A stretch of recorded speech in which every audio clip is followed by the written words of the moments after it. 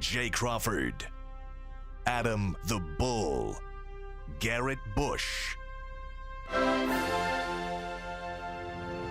and so many big names, it would take me hours to say all of their names.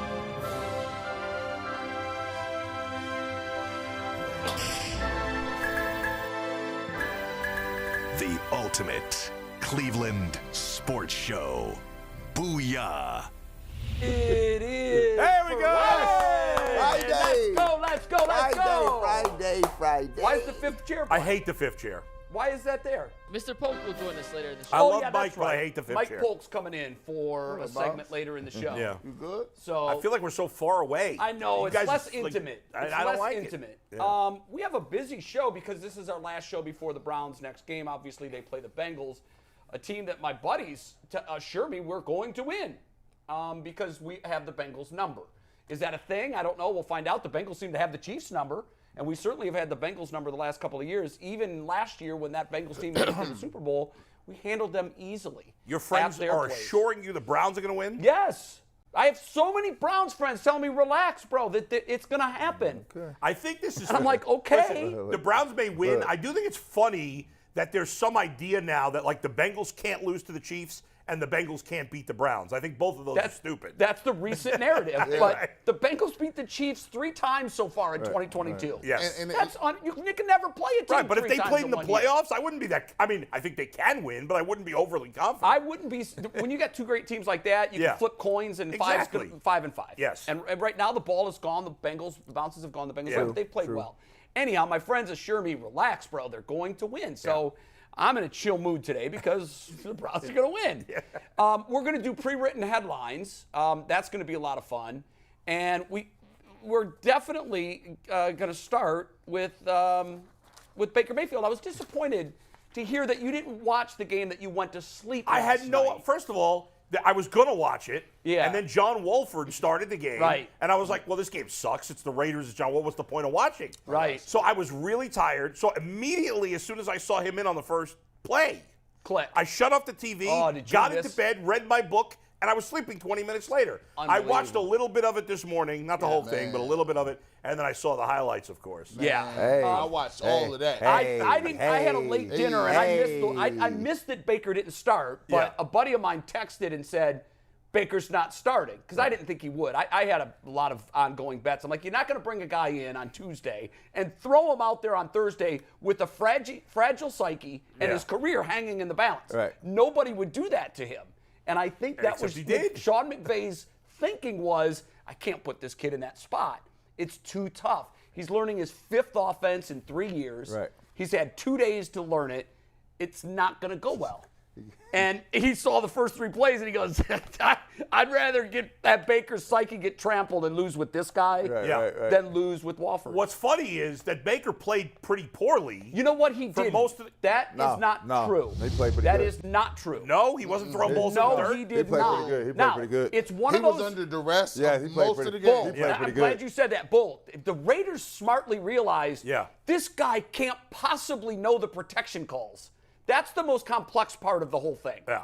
We're going to come at him with the kitchen sink on every play. And G. Bush, I don't know that I Lord. can remember a time where I've seen a quarterback under that much duress. Well, every play. But I'll Every say- play they came after But him. I'll say this though, from being in Cleveland and then being in Carolina, you've seen the heat because he was just playing. He said that at the end of the game. He was just playing. He basically thanked Cleveland for getting him ready for this plays moment. on instinct. He's like, I've seen this heat before. Yep. They've been chasing me down, and I see this guy. And he said, learning this offense, is it difficult? Of course.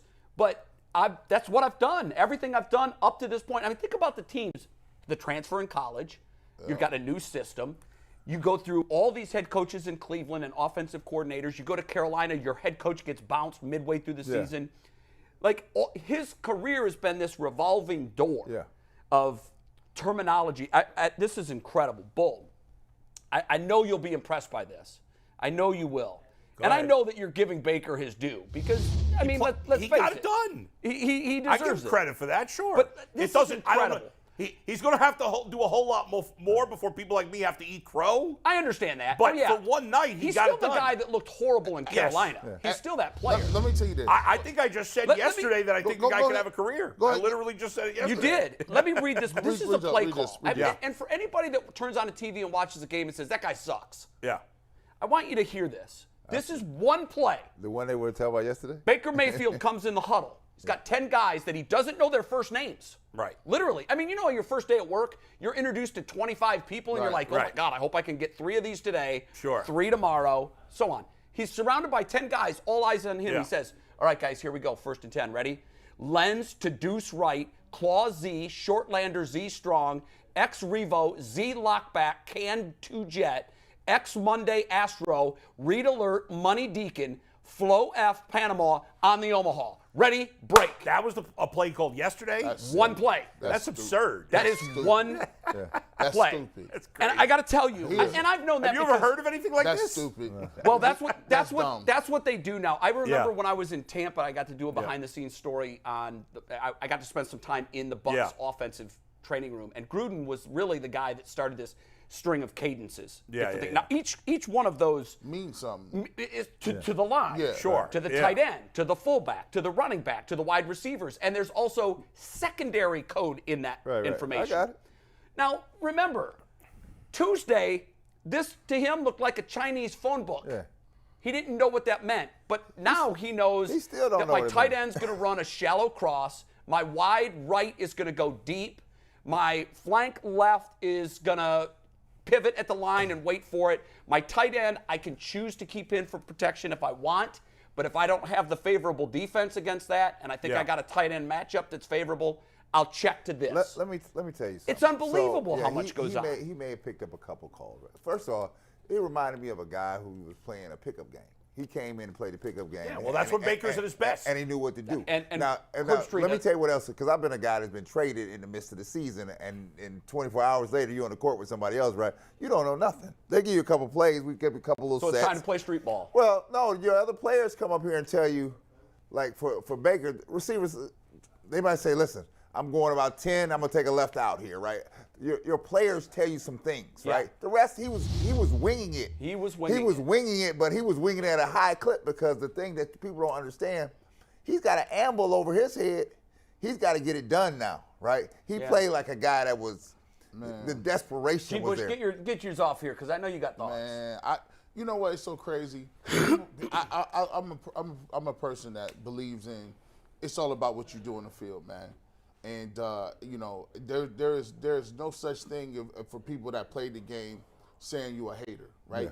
Because you couldn't help, but when you saw him come into the game, it tugged at my heartstrings a little bit, right? Like I felt I was rooting for him. Yeah. And it was like not because You were? Heck Yeah. yeah. I was too. Yeah, so was I. Heck yeah. I don't So wish was him I. ill So was will. I. No, I mean he done been through 2-3 teams. His career is in the balance. This is last shot. And when he came back and scored, when he got on his knees and was praying on that bench, thanking God for giving him that opportunity, man, that's what sports. That's what sports all about. Did you see this? Because I was pulling for him. I was because nobody. I don't ever want to see anybody run over by a bus. No, right? I don't either. Here, and I would just tell you this: what I was appreciative of at the end when he was in the interview, he was the most humble dude out there. He was different. Yes, Maybe he he's was. learned a lesson. He was Bull, different. that's he was an interesting different. point because Yeah. I got to tell you, when I watched the interview, Man. I thought the same thing, Brad. I thought, here's a guy. I sarcastically said to my wife, here comes the dump on Cleveland. Right. It's coming. Nope. He actually, in a backhanded way, praised Thank Cleveland. you. He said, look, everything I've been through the last 4 years got me ready for this moment. I've been through offensive coordinators. I've been through verbiage change. I've been through different leaders, different play calls. I was fascinated. They told the story on the broadcast, and I hadn't heard this before. When Baker Mayfield was flying from L.A. to the Combine in Indianapolis, oddly enough, you talk about these, random, just circuitous things that happen to you. Right. He's on the plane with Sean McVay. It's a Southwest flight, so you can move around. So McVay sees that Baker's on. Sean immediately goes and asks the person sitting next to Baker, "Can I have this seat?" Person said, "Sure." I'm sure they knew who Baker was. He just won the Heisman Trophy. Sean and Baker are sitting next to each other. He goes, "I sat here because I know I don't have a chance to draft you. I know you're going number 1 to Cleveland, but I just wanted to get an opportunity to pick your brain on football. And they had a football conversation. And McVay said of that conversation in that flight, he goes, I gave him his 30 minutes apiece where he was listening to his music, and then he tapped him. He said, okay, let's talk football, kid. And they talked football the rest of the flight. And he said, in those couple of hours, I realized that this kid is just all about playing football. He's all about loving the game. The odds being stacked against him. What have we always said about Baker? He's at his best when not necessarily with the Browns, because he didn't play that way in fourth quarters for whatever reason, but in the macro of his career, when teams gave up on him. He transfers to Oklahoma as a walk-on and wins the Heisman. He becomes the number 1 pick. Takes the Browns to the playoffs. They don't believe in him. They release him. He goes to the Panthers. They don't believe in him. They release him. He goes to the Rams, and now I had some people texting me last night that said he found his match. He's on his final step. His match is Sean McVay. We're going to base that on 2 drives? No. Okay.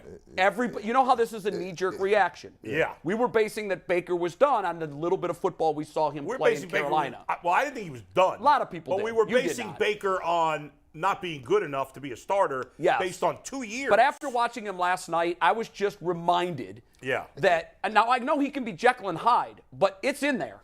That dude can do it. He reminded you why you fell in love with him after the Jets game, right? His teammates are because flat in love with him right now. He has these, and I talked to the guys on PFF.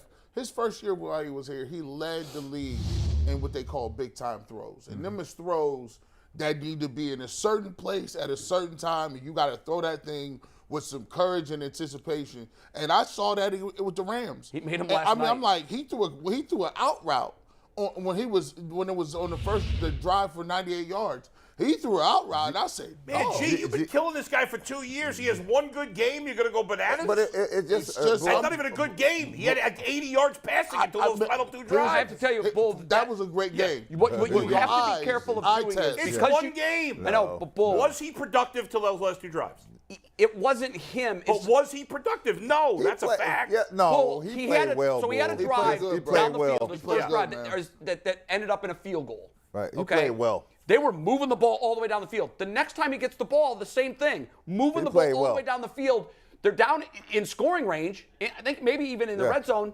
The running back gets the ball punched out. Fumbled. I hear you, but he had 80 yards passing going into those last 2 drives. How good can he have been? For a guy just coming off the food. The Raiders, when they got the ball, were moving it and chewing clock. They didn't see the ball much. For a guy just coming off the Greyhound bus. That was it was remarkable what he played in those last 2 drives. And those touchdown drives, those touchdown passes were fantastic. But it just wasn't the last 2 drives. But this idea that now we're going to ignore the last 2 years because of 8 good minutes is absurd. You can't ignore it. He played well. Who's saying he didn't play well? He played well for a guy. You keep saying he didn't. He played well in the last 8 minutes. He played well for a guy. What's funny to me? The whole time he was in there. I want to give you 2 analogies that struck me as I'm watching the game. It's 16-3 with 4 minutes to go. Yeah. And I said, Tom Brady was down 16-3 with 4 minutes to go Monday night. Yep. And I said, I'm texting my buddies. I'm going, here it is. Yeah. This is the day where I can honestly say for the first time, he's done. I regretted that tweet or that text within seconds because Brady takes him in for the first touchdown. So now as I'm watching this, I'm going, I've seen this movie before. It's 16-3. Brady did it, but that's Brady. And even though Baker had played well up to that point, and I know that you're looking at numbers only and saying he didn't, I'm telling you, he had played his ass off. He was under so much pressure, he couldn't breathe. That's about me, man. Look. And that Raiders defensive front was getting after him. So you guys think he's going to be good now the rest of the year? No, I'm just talking in the about micro. When you looking at a game, you got to be married to the game and married to the facts. I could say I might not appreciate somebody, I might not like them personally, but I got a responsibility to say, yo, if he was balling, he was balling. There was a lot of quarterbacks that would have lost that game going away. There was a lot of people who would not even have the mental aptitude to even get through some of the calls to call him. And he was making big throws. And it was against a team in the Raiders that needed that win. They're done. They're out. They're done. And by the way, that helped the Browns. Sure did. That win helped the Browns. And one other thing before you go, Brad, to finish my thought on the Tom Brady thing, he takes a long 88-yard, I think, touchdown drive to make it 16-10. And I thought, okay, halfway of what Brady did, but there's just no way because there's so little time left. Right, no timeouts. So now the Raiders made it easy for him. The stupid penalties. Josh is a terrible coach. I want to like this guy. I really do. Bull, they get the ball back. Oh, I saw the last drive. It's fourth and it's very, very short distance. Just go for it. Yeah. Your season's on the line. You get 1 yard, you take 3 knees, your playoff hopes are alive. Right. Yeah. Bet on your team. Yeah. Right. And he didn't. No. Now, they punt. Yeah. The punter hits a 60-some-yard punt. And when the ball was stopped at the 2-yard line with under 2 minutes to go, you know what I said? It's a wrap. That was John Elway in the drive. Yep. Yeah. That was John Elway in the drive. John Elway started, and the Denver Broncos started on the 2-yard line with under 2 minutes to go, 1:51, I think. Has to be the most unlikely win, like one of the most unlikely wins ever. What was crazy, and that's what Al Michaels and Kirk Herbstreit saying, guys, we can't Baker's been a overstate. disaster for 2 years.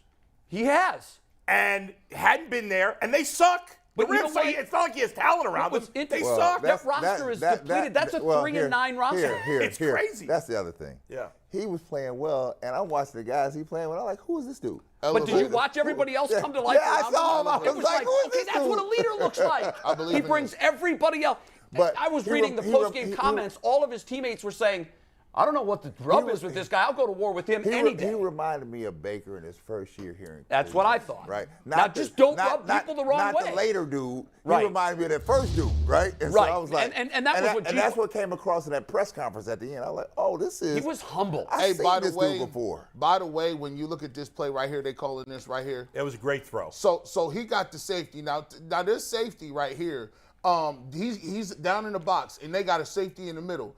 That tells you immediately cover 3. Right. So it's cover 3, and Baker immediately looks to the short side of the field. He said, I got Van Jefferson over here. He can move. There is no way in hell that safety is getting over here in time.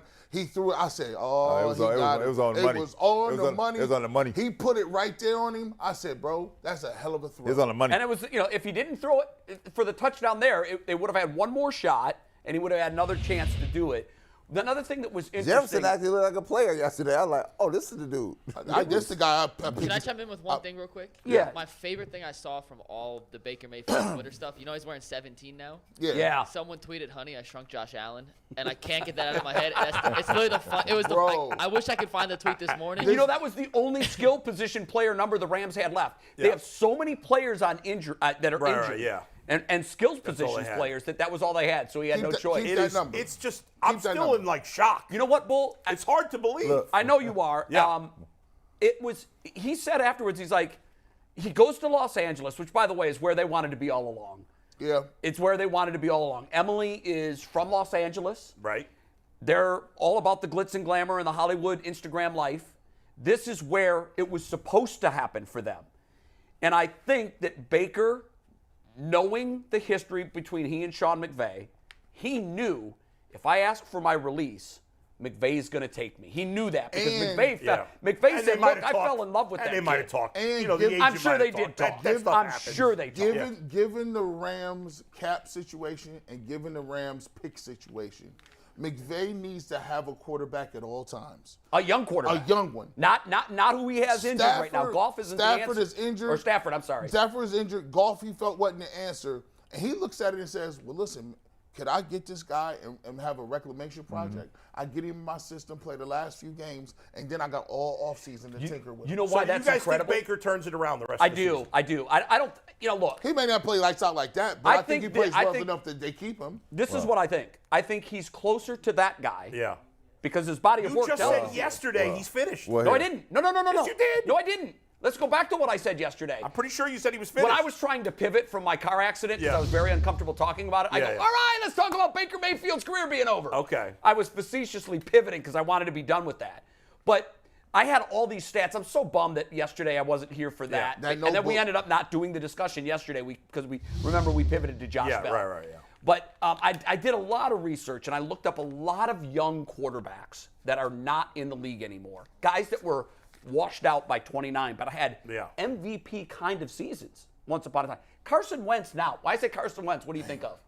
Go back and look at his 2017 season. He was 33 touchdowns, 7 interceptions, and an MVP candidate. Yeah, but Baker never had an MVP caliber season. No, I'm not saying he did. Yeah, okay. But what I'm saying is he had a season similar to that. He had a 28-8, and he took the team to the playoffs, and he broke that long drought. What I've insisted about Baker all along is he's his own worst enemy. Sure. And he is it's a dichotomy. He can be great, he can be horrible. I do think the situation around him has to be optimal for him.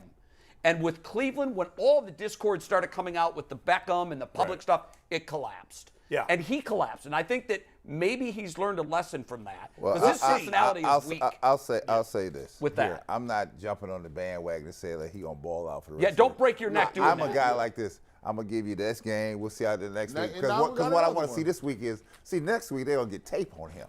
Right? They got ain't they had no tape on him, right? He's just off the bus. Yeah. Now, when I get tape on you and scheme for you, let me see what happens. But you know what? You can scheme all you want. He made 2 throws on both of those touchdown drives. You can scheme all you want. He put that ball in bread baskets. He just showed me again. He's got he a body has the of work ability. in the last 24 months that allowed me to say that. Let me wait and see. That's Sure, right. and you should, and everybody should. And in the end, Baker gets full credit. I don't think he's going to play particularly great the rest of the way. I think he had his moment. He's not going to play that well. I don't think he's going to play that that well. won't be his level. That'll be it. I've said, even when Baker got traded to Carolina, I didn't expect him to suck. I expected him to be a lower tier starter. I think that's what he is at best. By the way, how bad is Sean McVay trolling Kevin Stefanski right now? He took 2 of his junk pile projects. And he won a Super Bowl with Odell Beckham Jr. last year, and his production went dramatically up.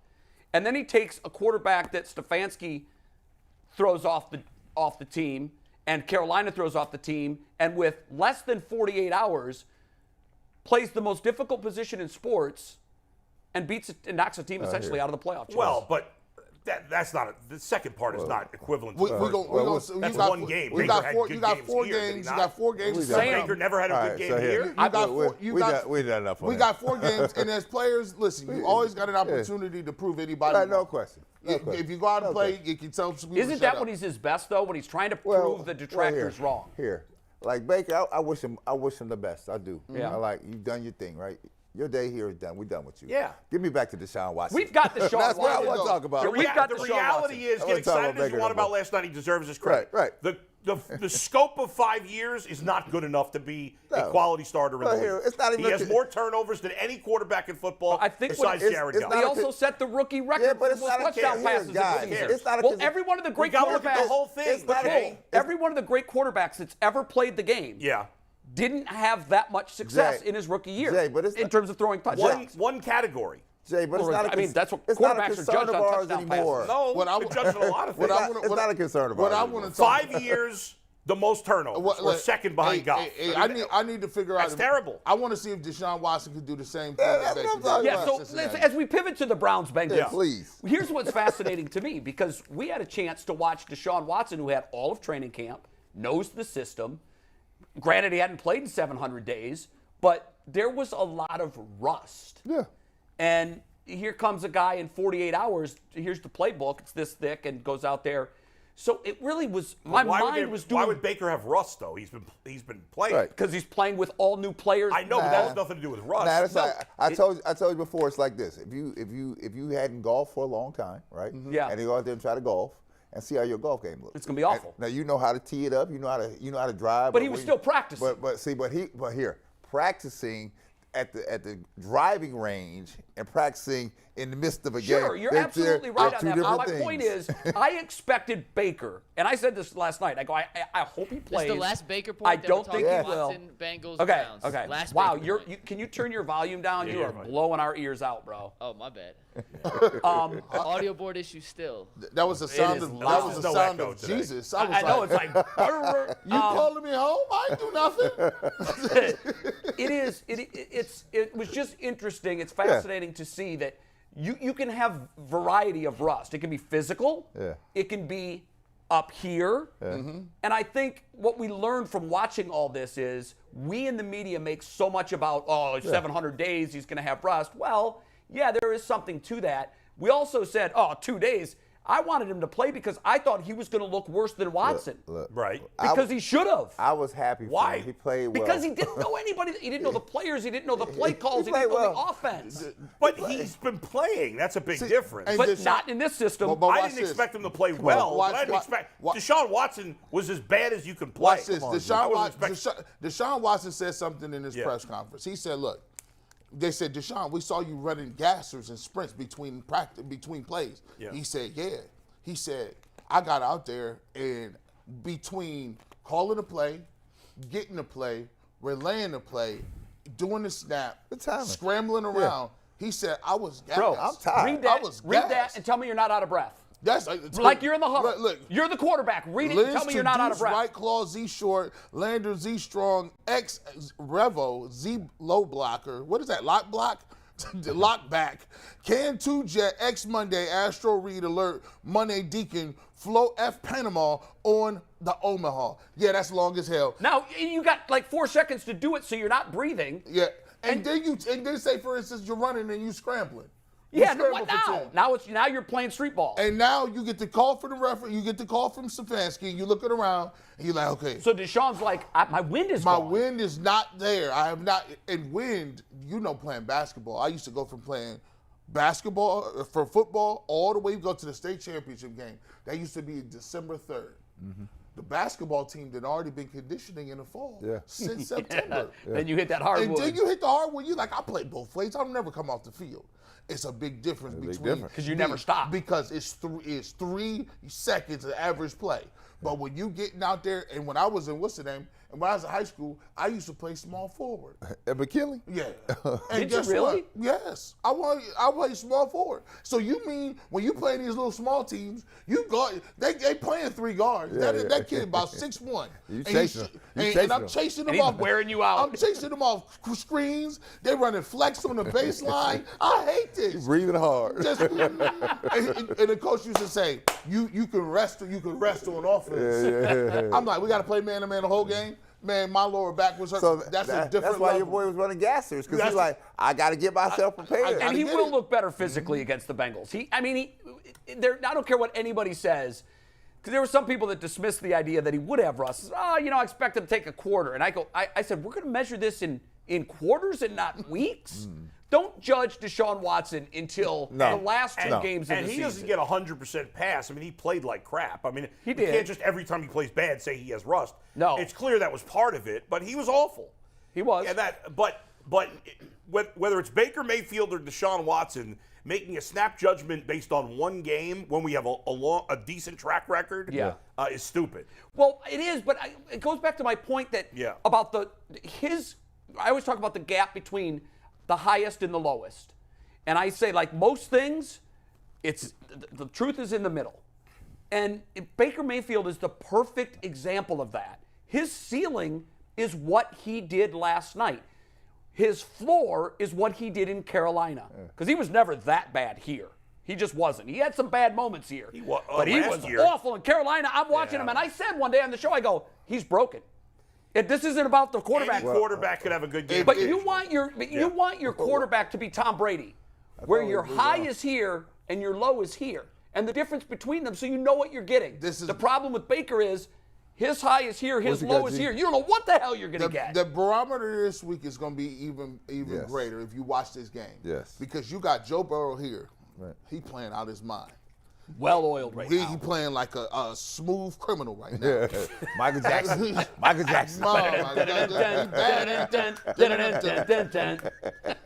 the way, this cat Deshaun Watson, he has that in him. He can do it. He can do exactly what if Deshaun Watson come out, he can do exactly what Josh Allen does. He can do what Burrow does. He can do what anybody does. 100%. But here's the thing.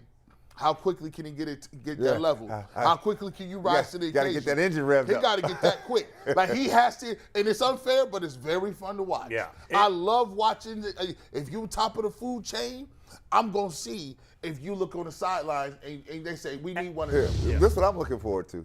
Because most great players, they know when they play bad, boo. They absolutely know when you play bad. Yeah. So now you go, killing him for 6 days. You go back in the laboratory and waiting for the next day. Yeah. And the next day, I guarantee you on Sunday, he's going to be a lot better than he was last Sunday. I hope so. And if he starts making a connection, we're going to have an interesting game down in Cincinnati. Yes, Oh, yeah. Oh, yes, listen, yes, my hope is that he does to Cincinnati what Baker did last night He to the watched Raiders. that game, by the way. Yeah. Listen, I know he watched watched that game. And that's one thing I wanted to ask you guys about. I always ask pro athletes this about, like, what games you like to watch. How do you watch other games? Whenever there's a Thursday, Sunday, or Monday night. On it. They're on it. And by the way, the tweets that were going out last night from everybody across the NFL, Patrick Mahomes, wow.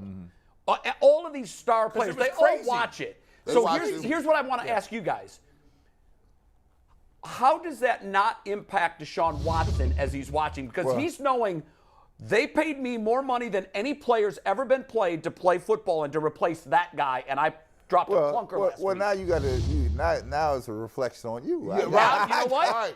It's like Baker taking the spotlight and going, "What you got, bro?" And I think he'll answer the call. If Watson plays terribly again this week, It won't be good. It's going to be full-blown panic. Fans are going to fully panic. They shouldn't, but they will. It's insane. But they will. Based on one good game from Baker and two since the last time he played well was against the Bengals last year. Yeah. And then it's going to be full-blown. You know what's going to be great? He plays next week. He plays Aaron Monday Rodgers night. and the Green Bay Packers. That's Monday Night Football. On Monday Night Football. Right. And Herb Street and Al Michaels were really good last night. And I know at some point I did think it's like, okay, guys, he didn't just reinvent the sport. Let's slow down. I mean, for a while, it was like, and I love Herbie. They was all in. They was They were like acting like he was doing this on a water field, and he was running on water. I'm like, guys, we don't even know if he's going to pull this off. I was like this, Herbie. And so, calm down. You know what it reminded me of? Who was the quarterback from Michigan? Shoelaces, the guy that didn't tie his shoelaces. Robinson. You guys remember him? Oh, DeMarcus Robinson. Remember they called him Laces because he didn't tie his shoelaces. Denard Robinson. Denard Robinson. yeah.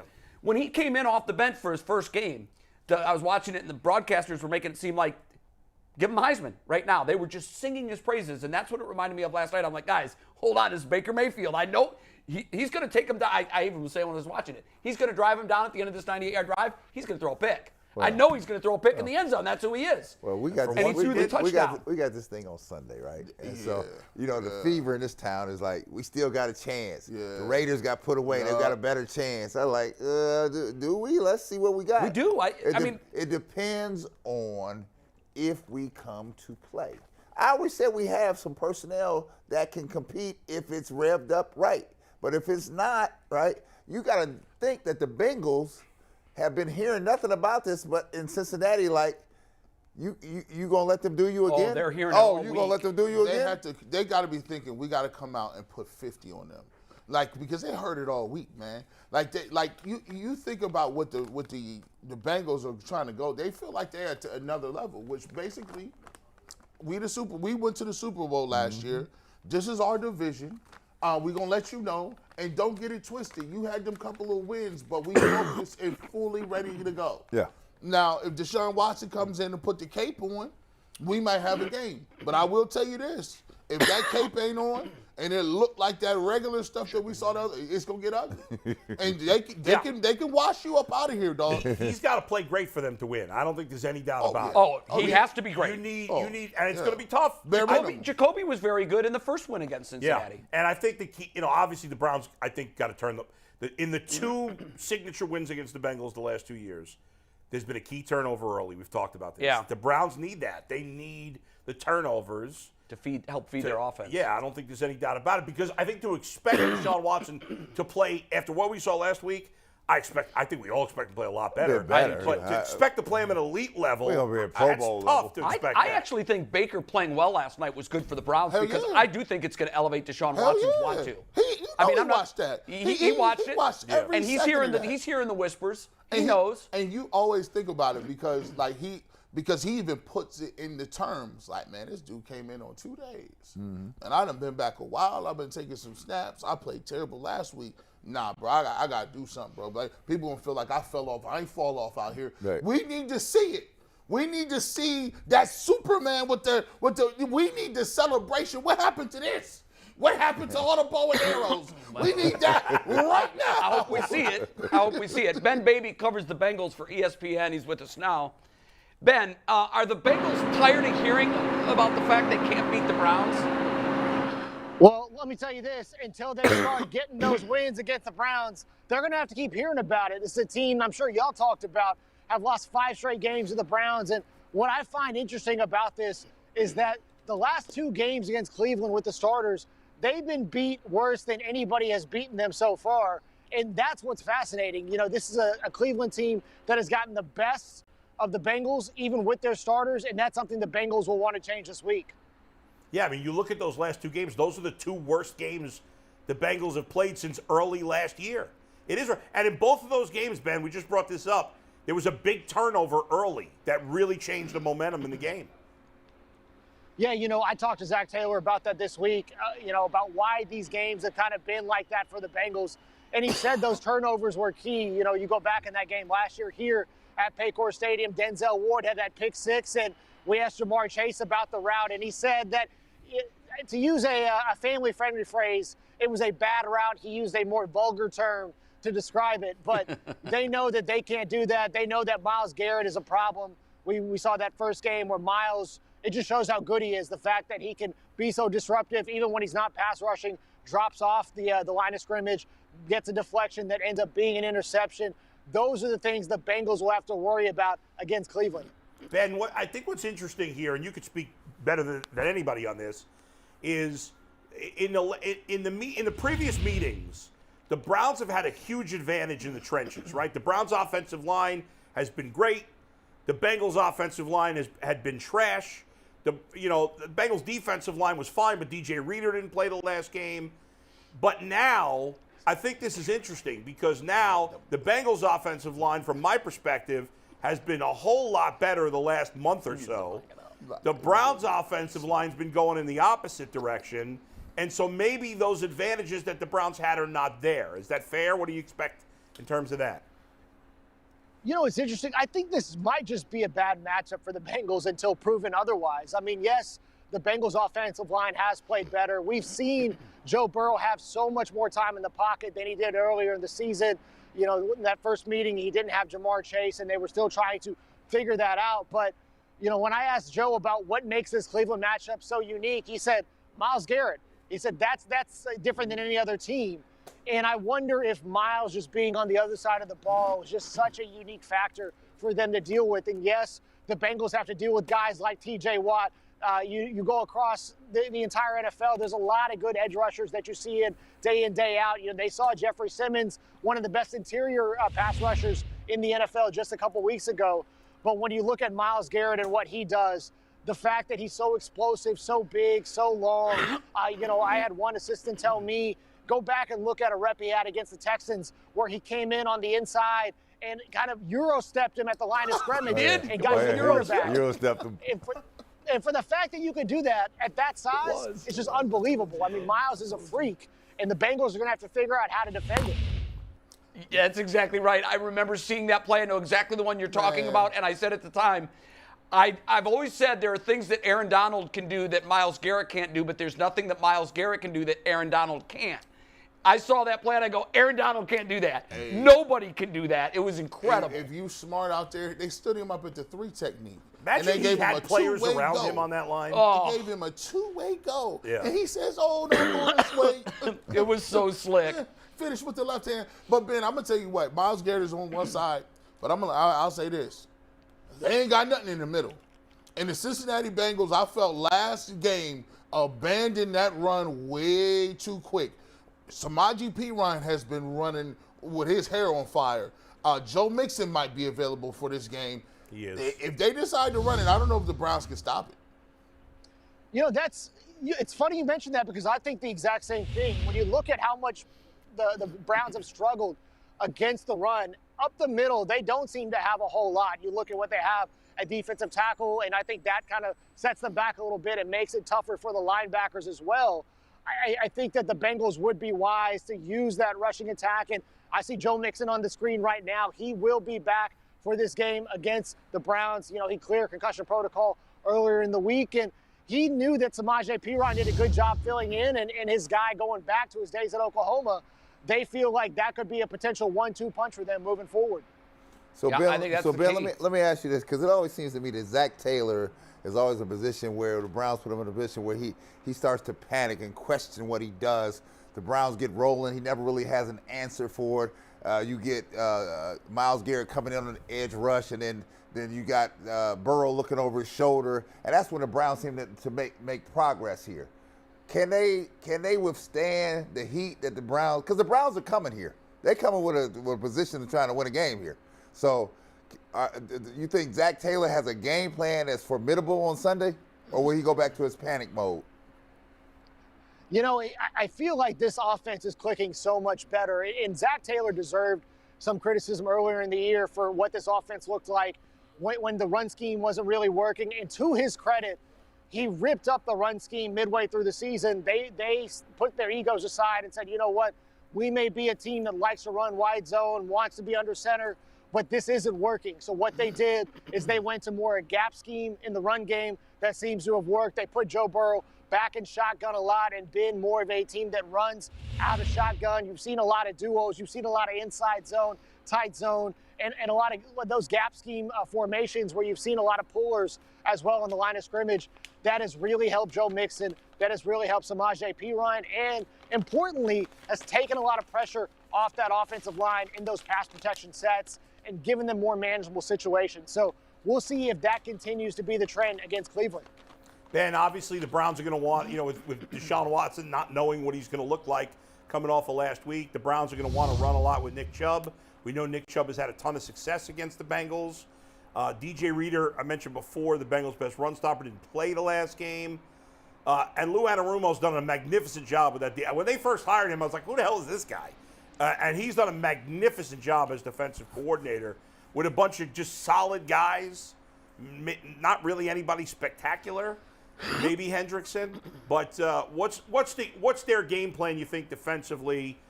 Because we know how good Watson can be, but Nick Chubb has killed the Bengals. So what do you think the Bengals' game plan is defensively going into it? It's funny you say that because I think everybody in Cincinnati was asking who Lou Anarumo was when Anarumo got here. They did not hit on a lot of their defensive coordinator choices early on. I think that's widely reported. And he struggled the first couple of years as that defense tried to find that identity. And, he was under a lot of heat last year. We saw that defense play better towards the end of last season and really carry them through the playoffs. They will definitely try to stop Nick Chubb. But what I think is going to be the key matchup in this game is not Nick Chubb in the running game. Is if they can keep the Browns from being explosive through the air. You go look at the yards per attempt the Browns have had against teams over the last couple of seasons. They have been the most explosive through the air against the Bengals. I believe 3 of their top 4 games in yards per attempt have come against Cincinnati over the last couple of seasons. So it's almost as if they know the Bengals are going to sell out to stop Nick Chubb, stop that rushing attack, and instead they're running a lot of play action and creating a lot of one-on-one matchups downfield and letting their guys go get it. Heck, Bengal safety Jesse Bates said that Donovan Peoples-Jones has been the one who's been terrorizing that Bengals secondary over the years. It hasn't been the big names like Amari Cooper or Jarvis Landry or OBJ when he was here. And I think that's what's interesting is that Kevin Stefanski's done a good job of exploiting those mismatches and taking advantages of them against Cincinnati. So, yes, it's going to start with Nick Chubb. The Bengals are going to want to take away that strength. But if they're giving up a lot of yards through the air, it doesn't matter what Nick Chubb gets. That offense is going to keep moving, and you're going to have a tough time getting off the field. Ben, long time no talk, man. How you been? Good. I'm trying to solve this tripod nonsense. Aside from that, I know. all good. If we keep doing the interview, we're going to see your feet in a minute. Lock that sucker down, bro. By the way, Mike, Ben's your buddy. Could you make it more awkward in the middle of the interview? How you been, Ben? What do you have a phone call with him? How you been? We're already in the middle of the interview. Just get going with the question for crying out loud. I thought it'd be fun. Why you ignoring my text? Respectful man. But Ben, serious question. Jamar Chase has terrorized everyone in the NFL except the Browns. There was a little back and forth in the offseason on a podcast with some of the Browns DBs saying Chase, and then Chase responded. He didn't play in the first game. What's the expectation for that matchup coming into Sunday's game? Yeah, this is a matchup that the Bengals receivers are really, interested for and they're excited about because they enjoy good matchups on the other side of the ball, and this Browns secondary is very good. You talk about guys like Denzel Ward, and I think Newsome is very good as well. And when you look at what the Browns do at the line of scrimmage, they make it easy on their quarterbacks. They're able to come downfield and attack, knowing that the quarterback has to get the ball out quick. You know, we've seen what Jamar Chase can do last week. He was hurdling guys, very healthy. I just got back from the Bengals walkthrough. That's why I'm out here outside the stadium. We saw T. Higgins out there, so the Browns will have to contend with him. Higgins popped up on the injury report yesterday with a hamstring issue. I kept a close eye on him during the short window that we have at the beginning of practice. He was suited up, he was catching routes, and it looks like he's going to be good to go. We're going to get more info from Zach Taylor after practice here in about 45 minutes or so. But all in all, the Bengals should be at full strength, and this should be a very good matchup, and we'll see if Jamar Chase can get revenge because he knows he wasn't at his best last year against Cleveland. Ben, you mentioned Higgins because I saw that he popped up on the injury report yesterday. I saw Sam Hubbard also popped up on the injury report yesterday with a limited practice. And I know Hayden Hurst officially out. I know he got hurt last week. What's the deal with those two guys?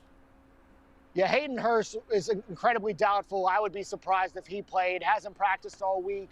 We saw him in a boot yesterday, and based on our conversation with him, it doesn't appear like he's going to be playing. It could be a couple weeks even for Hurst is back.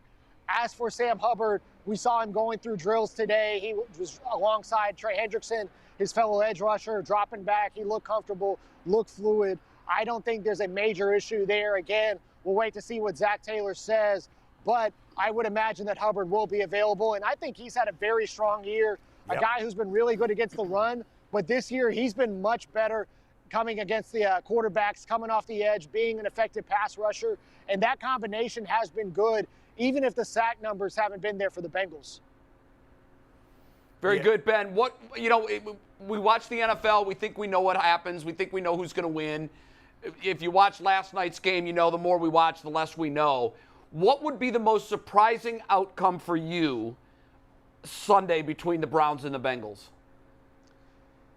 I want to say a Bengals blowout, but because at this rate they're playing really well, and that would be a little tough given how close this game has been over the last few years. I kind of like Cleveland in this. I'm going to be quite honest in this, because until the Bengals can prove they can beat Cleveland, I think this is Cleveland's matchup. Like I said earlier, no team has pummeled the Bengals like the Browns have the last couple of years. We have seen them dominate Cincinnati better than any other team has. We didn't see that in the postseason. We haven't seen Baltimore do that to them. We haven't seen other playoff teams do that to them.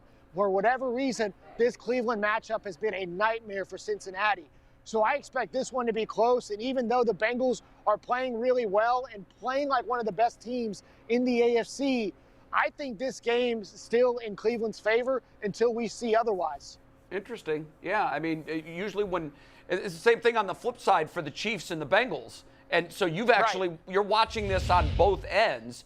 The Bengals achieved something that I don't know that it's ever been done. They've beaten a team 3 times in the same calendar year that's not in their division. I mean, just the odds that you would even play a non-divisional opponent 3 times in one calendar year, I don't know that that's ever been done before. And obviously, the games, some of the games were from last year, 2 of the games were from last season, but all in 2022. Yeah. And it's just odd when you watch Kansas City match up with Cincinnati, and it's the same thing with Cincinnati and Cleveland. You're like, I guess matchups, styles really do make fights. Yeah, as a boxing guy, that analogy warms my heart because it's 100% true. The styles do make fights, and in this case, the Bengals match up really well against Kansas City. They appear to have Patrick Mahomes' number, and on the flip side, it doesn't even matter who the Browns have a quarterback. They could have Baker Mayfield. They could have Jacoby Brissett. They could have Case Keenum. It doesn't matter. I feel like I've watched the same game the last couple of years. And so it's up to Cincinnati to prove that they can beat Cleveland at what Cleveland has done well the last couple of times. I mean, it hasn't been anything new. We've seen the Browns do the same things over and over to the Bengals. Can they do that again? Yeah. I think that's going to be the big question, and the Bengals have to prove that they can change and they can beat a Cleveland team that has had their number. I'm glad you made that point, because in the last 3 games, and I know that the second one and the middle one last year, much of the starters were resting, but Kevin Stefanski, with 3 different quarterbacks, has beaten the reigning AFC champion. And it's an oddity. And if he does it tomorrow, he would have beaten them with 4 different quarterbacks. Or Sunday, rather. Yeah. He'll do it with 4 different quarterbacks in the span of a year. It's just mind-boggling. Nuts. Hey, Ben, did you see that graphic Mike just put up for you, by the way? Can he see that, Mike? I missed it. I'm still trying to keep this tripod level. I'm just out here, just one hand out. Look at that. You got to see this. Look at that. Look at that graphic. Career record 1-0. Wants all the smoke. So listen, when you know it's time to retire on top, sometimes it's just your time to go out and shine. Now listen, I can be goaded back out of retirement under the right circumstances. We have yet to see it happen. Over years, we've come close, but luckily it hasn't happened yet. Ben, don't do it, and here's why. My last professional pitching performance was a no-hitter. Do you think I'm going to go back and tarnish that? Now, it was only a 2-inning no-hitter, but I'm not going to mess with that. I'm good. I have seen Ben get close, though. There have been some times I heard. when Don't press Ben's buttons. Hey, man, Ben, if you hit me, I'm suing you, dog. Hey, listen, and I'm 4 times your size. Yeah, against a guy like you, he's going to only get 1. Right. You better land on the spot. G. Bush got knocked out by somebody named Baby. Ben, you're awesome, man. We really appreciate you. Thanks for coming on, Thanks, brother. Ben. Hey, thank y'all for having me. He's really good. He's really good. His insight is right on He's a point. good follow on Twitter as well. Yes, he is. Ben said, don't press me. You see these prayer hands. Right. Look, hey, man, look, by the way, man, hey, your chin don't lift weights, bro. Hey, and The bigger they are, the harder they fall. all them tattoos don't mean a thing. You get knocked out like Bill Goldberg, like, man, that dude is hard. No, you got knocked out. You get knocked out like Debo. By the way, in fairness to the Browns, in the 2 wins, I'm throwing out the win at the end of last year, but in the 2 wins in the last 2 years that the Browns have had, they've crushed the Bengals. Whereas when the Bengals beat the Chiefs, those have all been close games. All of them right down to the wire. All been nail biters. 3-pointers. It's not just that the Browns won these 2 games to me, the first one last year with Baker and this one with Brissett, but that it was completely one-sided. Because if you look at the Bengals since last year, almost all of their losses, they don't have that many losses. No. Almost all of their losses Hell, they are almost close. won the Super Bowl. Yeah, if Aaron Donald, if they protected for half a second, they win that game. They win the game. Yet the only 2 times they've gotten blown out were against the Browns, against Baker and Jacoby Brissett. Denzel Ward. It's crazy. This game, I'm going to tell you what. Denzel Ward. He needs to make a big play. He's key. is the key to the game. So is Emerson, I think. Ward's got to be the old Denzel Ward. Here's why I say Denzel Ward. Because Denzel Ward is making the amount of money and that showed glimpses of being the dude who you could say, go guard him, and he ain't get no And he's touches. had a horrible season. And yet we look at Emerson that way. If we can get this guy to do what he needs to do, right? Now you can unlock Myles Garrett. Now you can get guys upfield. You can do what you want to do. But Denzel Ward has to play like $100 million man. Let me say, Denzel Ward and Greg Newsome, all they have to do is go no further than the August tweet that was put out there. Right. From the Bengals. So like, we coming to see you. But Chase didn't say anything bad about Ward. No, he but didn't really say anything bad. He said Newsome.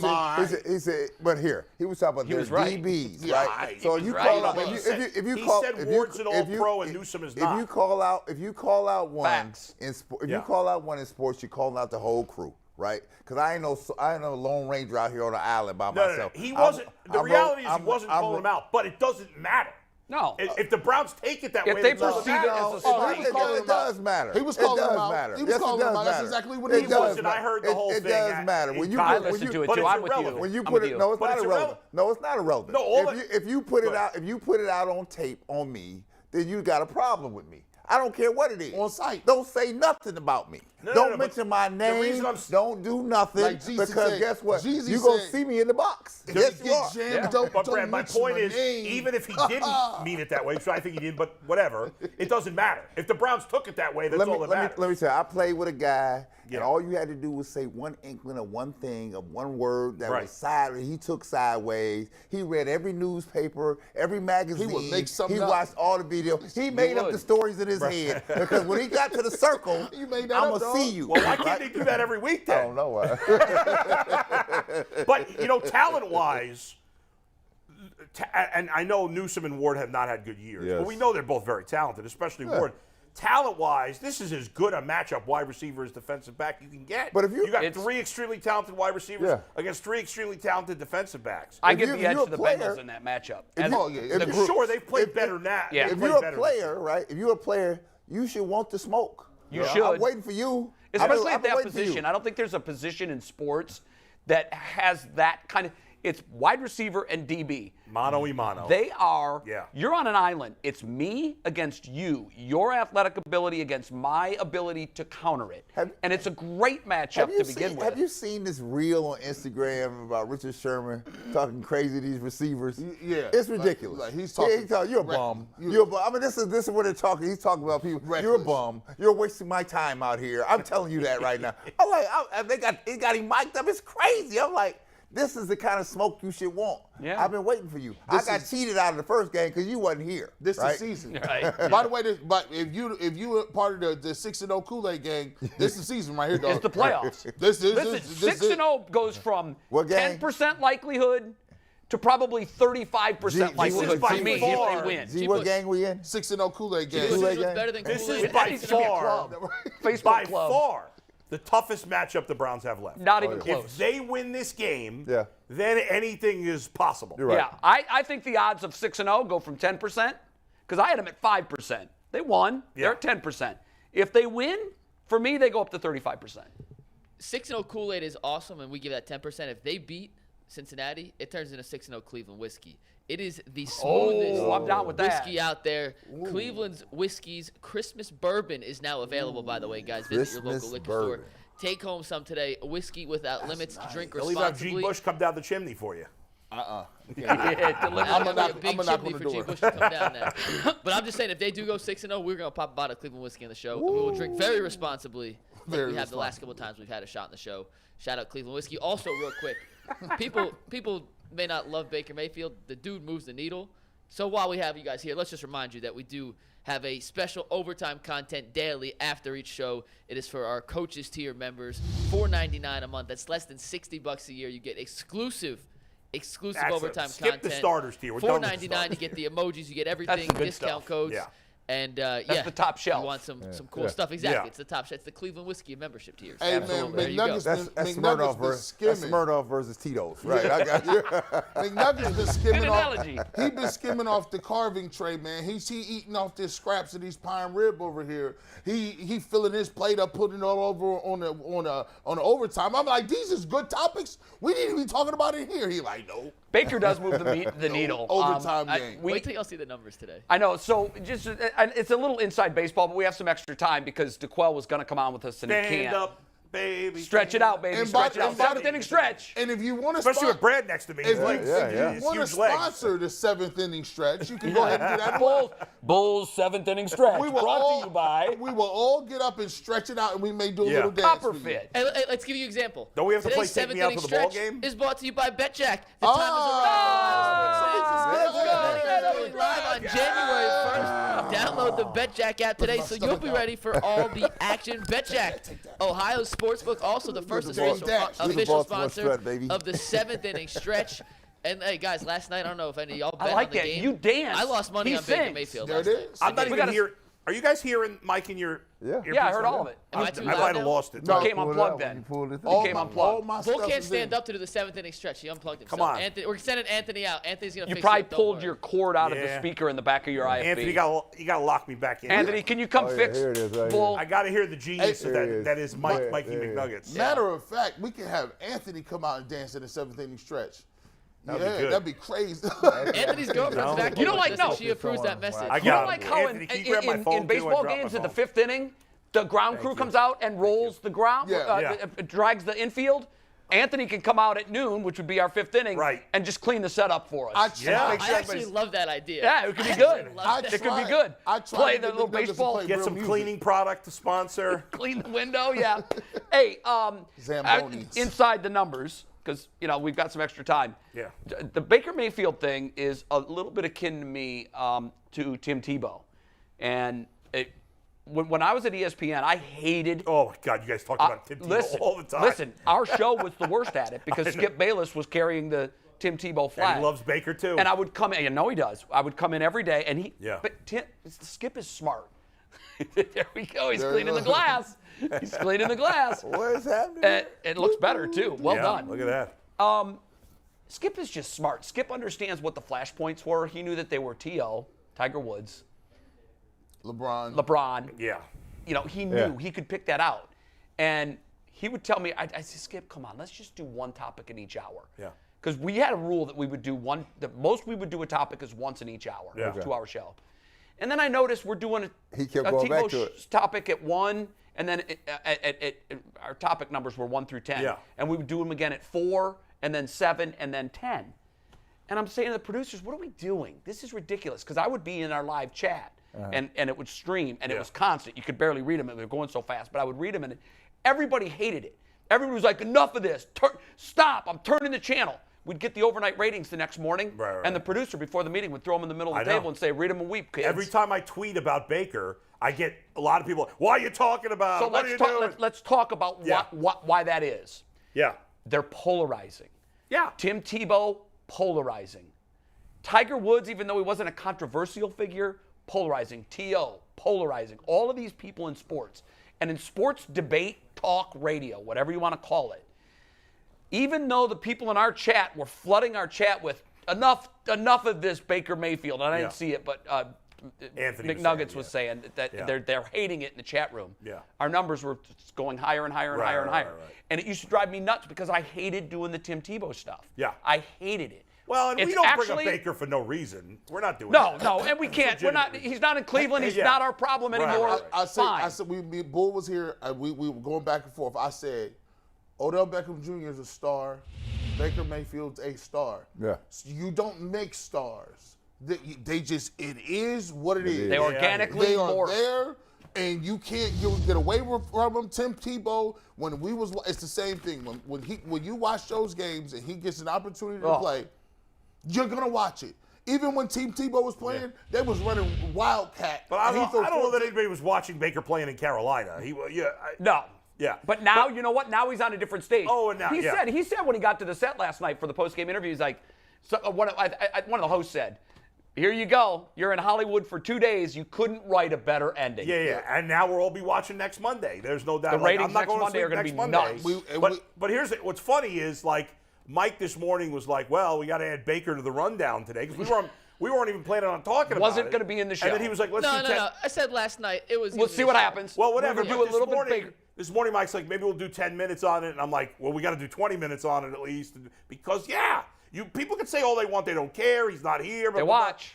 People are interested. It's relevant. And it is relevant because he had like this absurd game yesterday. And that's why we're not going to spend every show. It's not going to become the Baker Mayfield show. But however, and I said this when he went to Carolina, that's one of the reasons I was so bummed that he got benched. One of the fun things to do every Monday for us is say, you guys see what Baker did yesterday? He threw 3 picks and, And sorry, we're going to talk about it next Tuesday as well after his Monday night game. If he wins, can't avoid it.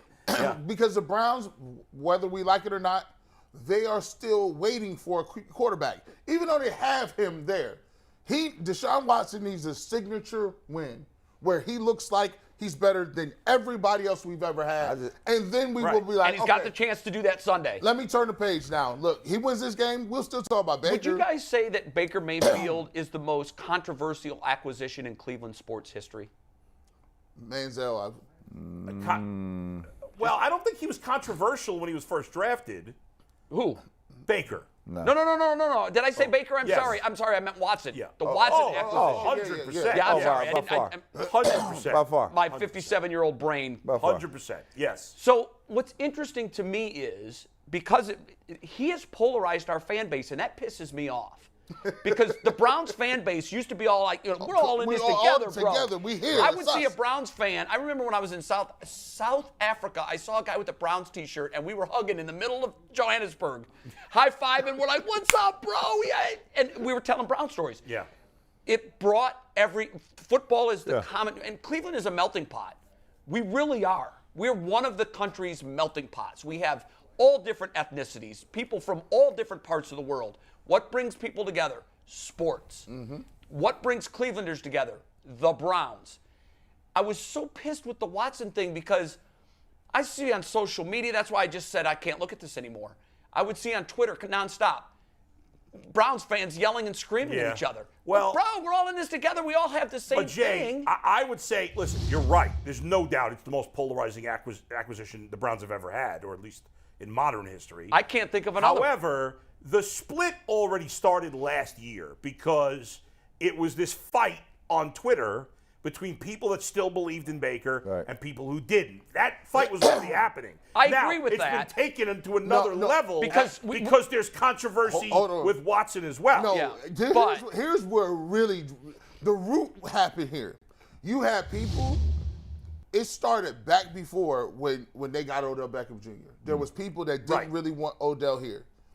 Then when it started, when they said Baker plays better without Odell. Remember that narrative? Yes. So boom. So now if you like Odell, you was on this side. If you was rocking with Baker, you here. And then when they cut Odell, it was a rift. It was the people that said, "Well, I'm gonna watch the Rams play because he's good." Right. Which is stupid too. So they moved over here. Then it was the Baker. How great would it be if Odell re-signed with the Rams? That'd be crazy. No chance. And then Zero, but wouldn't that be we didn't see that story coming. And then you had the Baker people that's still over here that's like, okay, we think he can do it. We think he can do it. And then it split again between is it Stefanski or is it Baker? That's right. And then the biggest thing happened was we just talked about how big of a star Baker is. When you get rid of one star like that who's already polarizing and you bring in another person who's equally polarizing for different reasons, it's going to be a war. Right. And I hate that because I love Browns fans. Right, but the reality is that in the long run, if Watson is great, most of the fans will come around. Yeah. Yes. All of them will. No, all of them. If Watson is, listen. When I say most, I mean like 98%. Yeah, about 90. I say 90. There's a small percentage that are always going to complain. There'll be a 10. They'll just be the haters that are going to say, well, I still hate the trade or whatever. Look, if the guy wins a Super Bowl. Yeah. You kidding me? Come on. All bets are off. That's right. He's a hero in the city. But it's going to be a while because forever. We're probably not going to see that guy at least consistently till next year. Well, we're playing. I mean, I keep saying that, and I listen to your Kool-Aid talk, right? I'm just playing it out. Are you drinking the Kool-Aid? No. I'm just playing it. OG said he's too He's good. looking at the Kool-Aid. It's too bad. He's seeing it over there. He's watching. I ready to stir it up. I ain't ready to mix it up. He won't jump in and get it. He said, you call me after Baltimore. You know what? No, here's what he's doing. He's watching you drink it, and he's watching all the other people drink it, and he's waiting to see if anybody falls over. Right. Is there any cyanide in there? Because here, I keep going back to thinking this. I'm like, how crazy are we to have thought that he was going to jump off off the bus and be at some high level. Yeah. And then I saw the actual performance. I was like, oh, boy, we got a long way to go here. I was like, oh, my God. It's even crazier. Because the Texans and the Bengals are the opposite ends of the NFL talent It's cycle. even crazier to think that he come out and just smoke the Bengals with stuff on the line. Well, you know what? I'm glad you said that because we're going to do pre-written headlines. Let me ask Bull this. Go ahead. What if this thing if he looks awful on Sunday? It's not going to be good. Fans are going to be angry. If he looks awful on Sunday. Because it's going to be on the heels of Baker being the Hollywood movie star. Ugly. It will be. It's going to be awful. ugly. It shouldn't be, but all fans are prisoners of the moment. We all are. We overreact. Yes. Yeah. It's going to be crazy. Everybody will come in here saying, "Can we undo that trade? Can we get Baker back?" If he plays solidly, but they still lose, I don't think people are going to go crazy. Yeah. But if he sucks again. If he looks like he did at Houston. If he looks anything like he did last week again. Can't have it. It's going to be full-blown panic. Have you ever seen a game where the possibilities range from DEFCON 1 to like, oh my God, people singing in the streets? And you know what? That's a good point. This is probably one of the most pivotal games that we've had in a couple of seasons in that vein because if we lose and it's ugly, it will be awful. Jay, let me tell you this. But if we win, and we win decisively like we have been beating the Bengals, that 6-0 Kool-Aid wagon's going to have 4 flat tires. Let me tell you this. If he plays like he played in Houston, how long before somebody say, sit him down and bring Jacoby back? Well, but it's going to be halftime. It would be too late anyway because they will lose the game and that doesn't matter. Yeah, but you know what? Fans always love the quarterback wearing the hat and the clipboard. But there certainly will be a bunch of fans going, if we had stuck with Brissett, we would have won that game, and we could get it. And there are also fans that are already saying, if we would have stuck with Baker and kept him in the system. What's crazy is if the Browns could win out and still not make the playoffs. That's not unrealistic. There are scenarios that happens. Yeah, because they don't have tiebreakers against. They would have a tiebreaker against the Bengals, but that would be it. Yeah. There's also a scenario, by the way, they win out and get the 1 seed in the AFC. It's still technically on the table. That Kool-Aid. Is that really? All the top teams would have. No, that's not true. Is that great? Shut up. Is that great or tropical? Hold on. Nobody has more than 9 wins. That is not true. That's right. The Bills are the tiebreaker. Yeah, guys, that is not true. Yeah, that is not The true. Bills are the tiebreaker. The best they can do is tie the Bills, and the Bills beat them. Dragon fruit. There is if you want But the Bills Bills only have 9 wins, so technically, if the Bills lost out, Oh, you're right. Yeah. the Browns could finish Yeah, but ahead hold of on. I'll tell you why there's a 0% chance of that happening. It must be because teams that they're playing. Yeah, I mean, the Bills play the Bengals. The New York Times has a playoff predictor website, an NFL playoff. You can go there right now, NFL playoff predictor website. You can type in a team, and you can type in the percentage, and it will tell you at the top, 2% chance.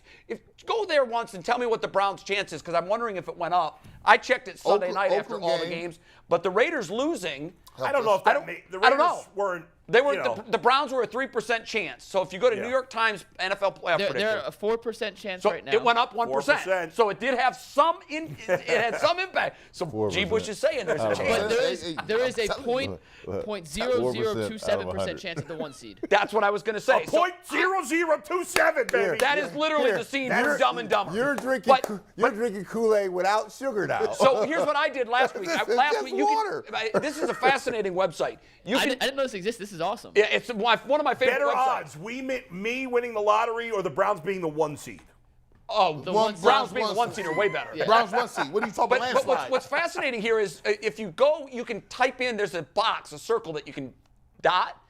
And so what happens if they win this game? What do the odds go up to? Right, Let's take us through that Click if you that can. box for Can me. you put that on tag board while you're doing this or not? No, it's through the computer. Damn it. It's not set up. You but know, we got that JV tag board right now. We might turn all the lights He'll off. tell us what happened. So, okay, so you want to go game by game? yeah, so We're hold using on. the punter at running So back. they have a 4% chance of making the playoffs right now. Punch in the scenario where they beat the Bengals. Need to go down to Bad Boy Studios. Okay, hold on.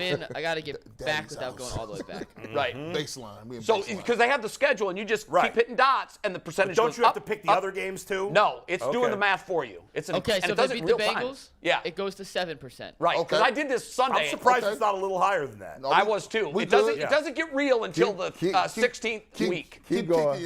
Then what?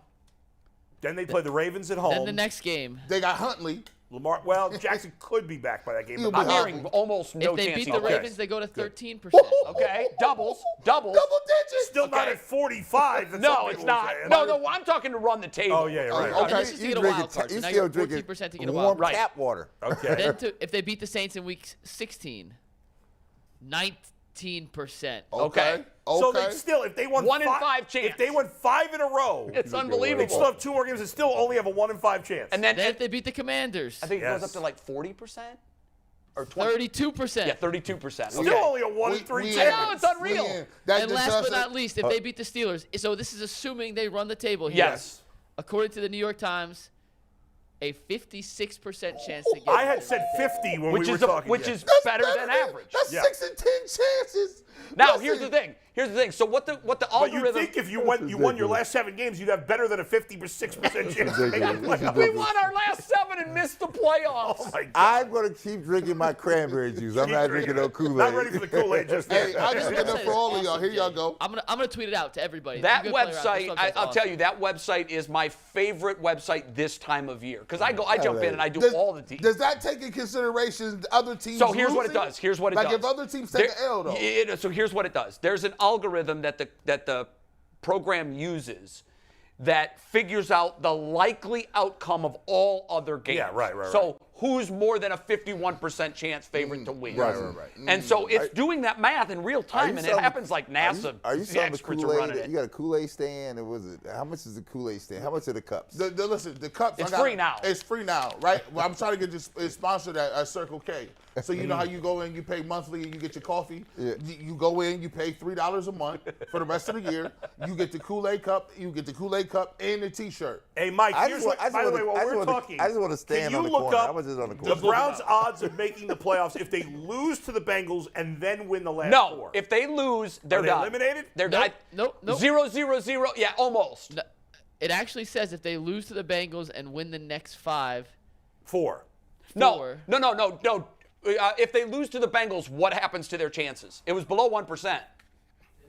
If they lose to the Bengals, it is a 1% chance. Yeah. No, All right, but give me if they it's a win the wrap. last four. I'm just curious. According to this, if they lose to the Bengals and win the last hell 4, was that? there is an 11% chance they'd still reach the playoffs. Yeah. somehow. I mean, they're done. If they don't win, Still 11% if they won. I know, but So, let's So get, you're let's get saying- the headlines, Yeah. guys, and see how we all think Pre-written this game will headlines. go. Yes. And production wrote one too. So we'll start with Good. Bull. We'll end with us. Bull, right. you're up first. Great. All right, show me my These are headline. fun. I love these. Do we have music for we this? go. I feel like we should have music for this.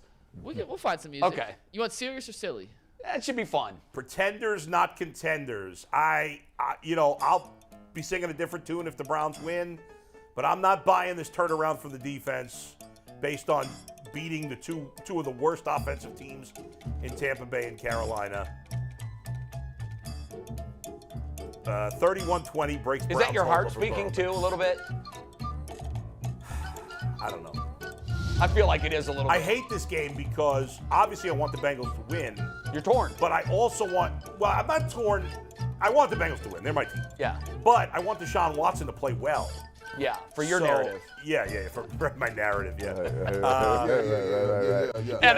And for our well-being. Right. What do you got, Brad? What's your headline? Let's call up Brad, Brad's I like yours newspaper a lot, headline. Brad. This is You like very mine? classy. Brad's was clever.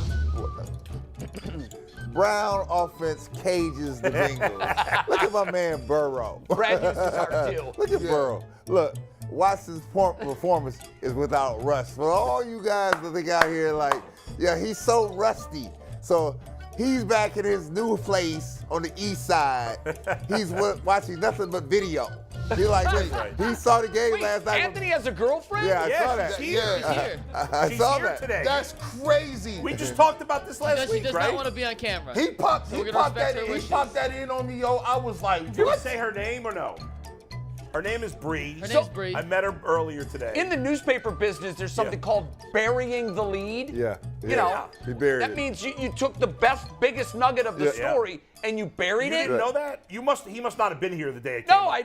this is I was- news to Jay me. got in a car crash yesterday. He was not Yeah, here you for weren't the here. pre-show You weren't here. discussion So, about here- that. I You missed No, it, but we yeah. talked about I was it getting T-boned. last week, but Jay was sick, so Yeah. maybe you missed that day. I missed it. Well, But it came Anthony, out of nowhere. All of a congratulations, sudden, Anthony brother. had a girlfriend. I don't know. Good for him. Here. I honestly thought he was being catfished till I met her today. Oh my God.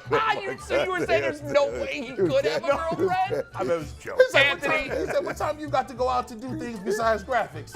Yeah. I'm not trying to meet nobody. I'm gonna just finish with this. So again, I said Watson gonna be without Russ because he saw the game last night on Amazon Prime. Yes, he did. Yes, he did. Now, he got to come all in. Now. I want that pressure on him, though, by the way. It's his I Super want Bowl. that, I want that pressure. It's his Super He's Bowl. trying to leave for Cincinnati today.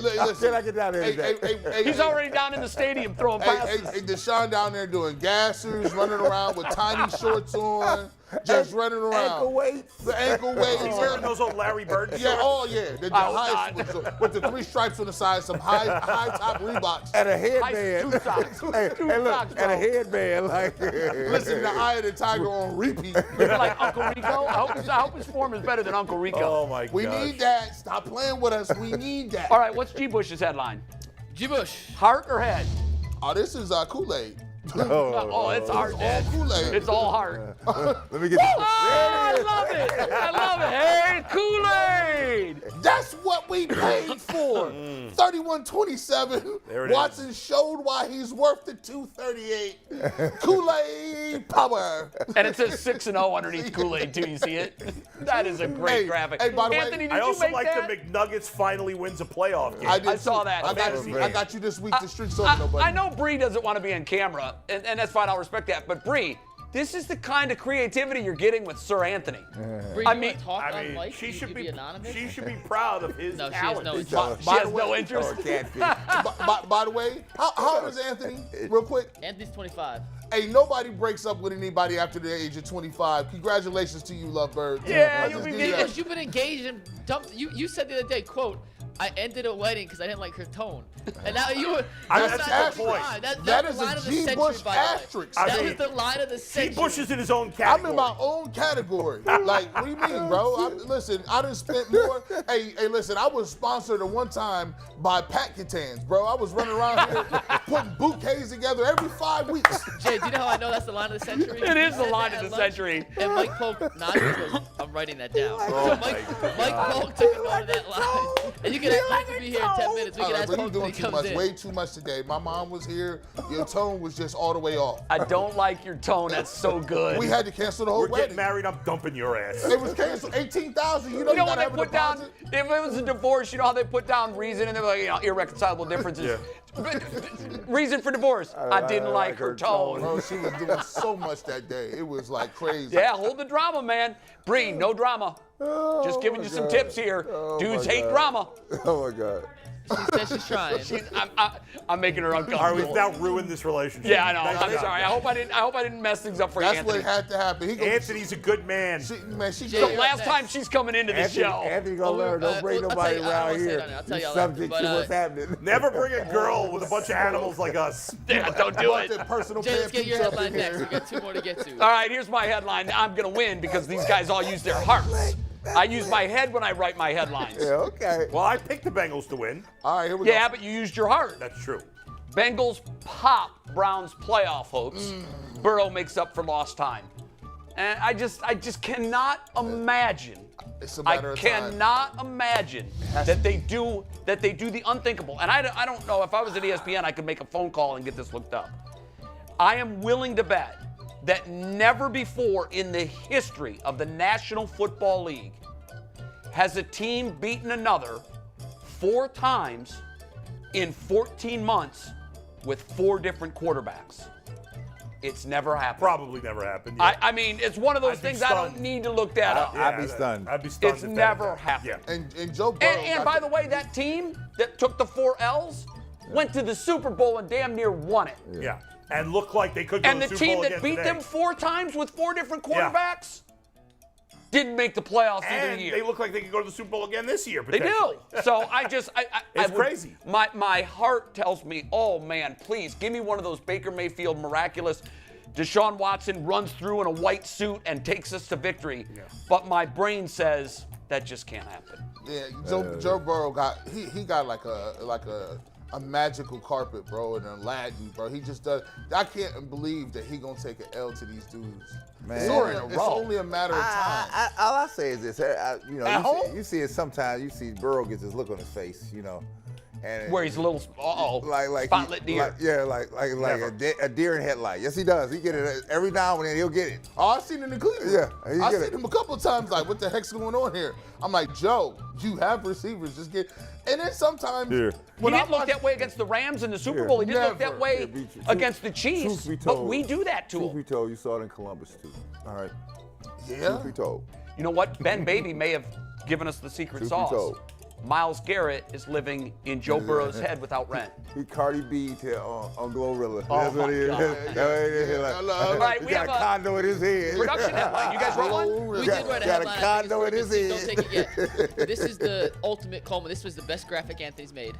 This is me and Wow. Earl tag teaming up on a clever thing. Sounds a little inappropriate. And this is Pause. this is why we pay Anthony the big bucks. Let's take it, Steve. How about Watson earns his stripes? Jungle Cats chased off by Swagger Jr. squad as Watson steals Burrow's stripes. Check out that. That's elite graphic. It kind of looks like he's getting out of jail or something. First of all, you can't say your own stuff is elite. Right? That's an Anthony's that's like- elite. Well, no, Anthony's he's design Anthony is credit. elite. He's No, Anthony That's credit. like saying I'm humble. No, somebody else got to tell you humble. Yeah. It's a perspective thing. It's first person, third person. Right. You've been discounted. You've been discredited here. I just don't like it. I mean, I mean, earned it's his kind of stripes. long. The Bengals have He stripes. says stealing the Bengals stripes, yes. Why would he steal stripes? But see, Mikey's a young guy, right? So young guy thought himself, my stuff is fly. This ain't fly. This is awful.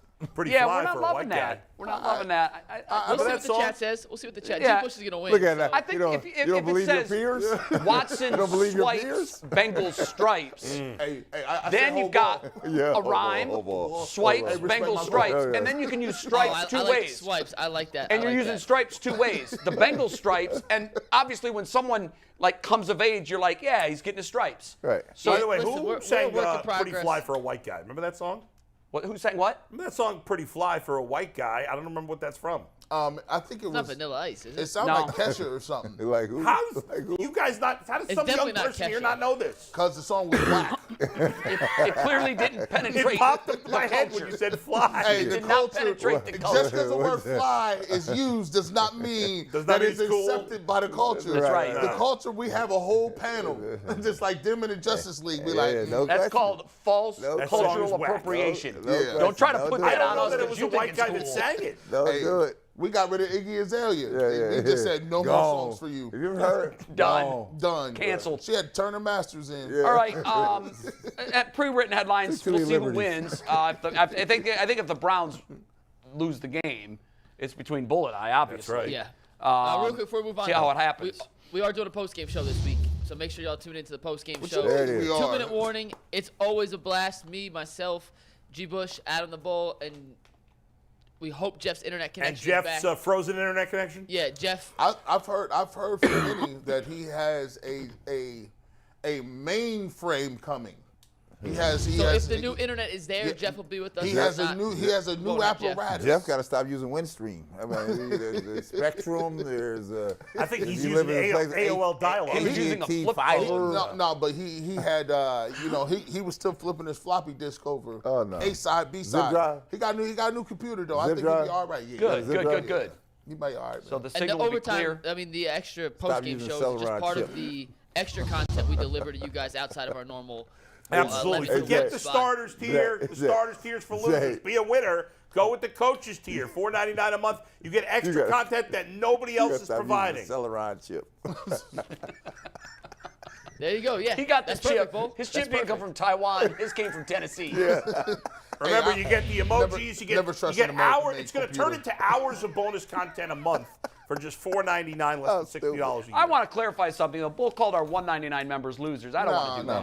No. I love our I I know, love our we appreciate $1.99 the members. $1.99. By the way, No, they if you don't. if you just want to get into use the G But I Bush wins do. emoji, that's fire. But if you want to just support your boy on all internet polls and get the G Bush emoji, it's fine. You got it. You see what it is. But if you want that $4.99, jump on. Look, let me tell you something. We got to stop price shaming people, right? Absolutely. Stop price shaming people, right? Price shaming. You like I'm my price shaming. teammate Earl Cureter.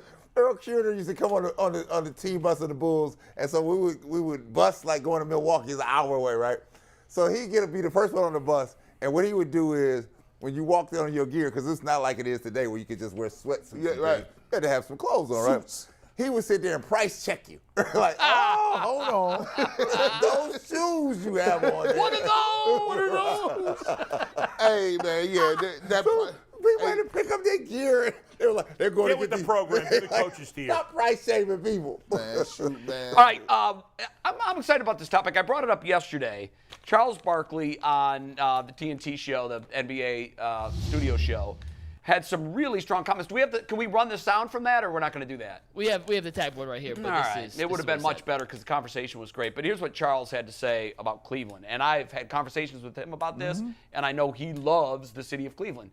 It's just his kind of town. Cleveland's one of the most underrated cities in the world. I love going to Cleveland. There was a lot more discussion around that.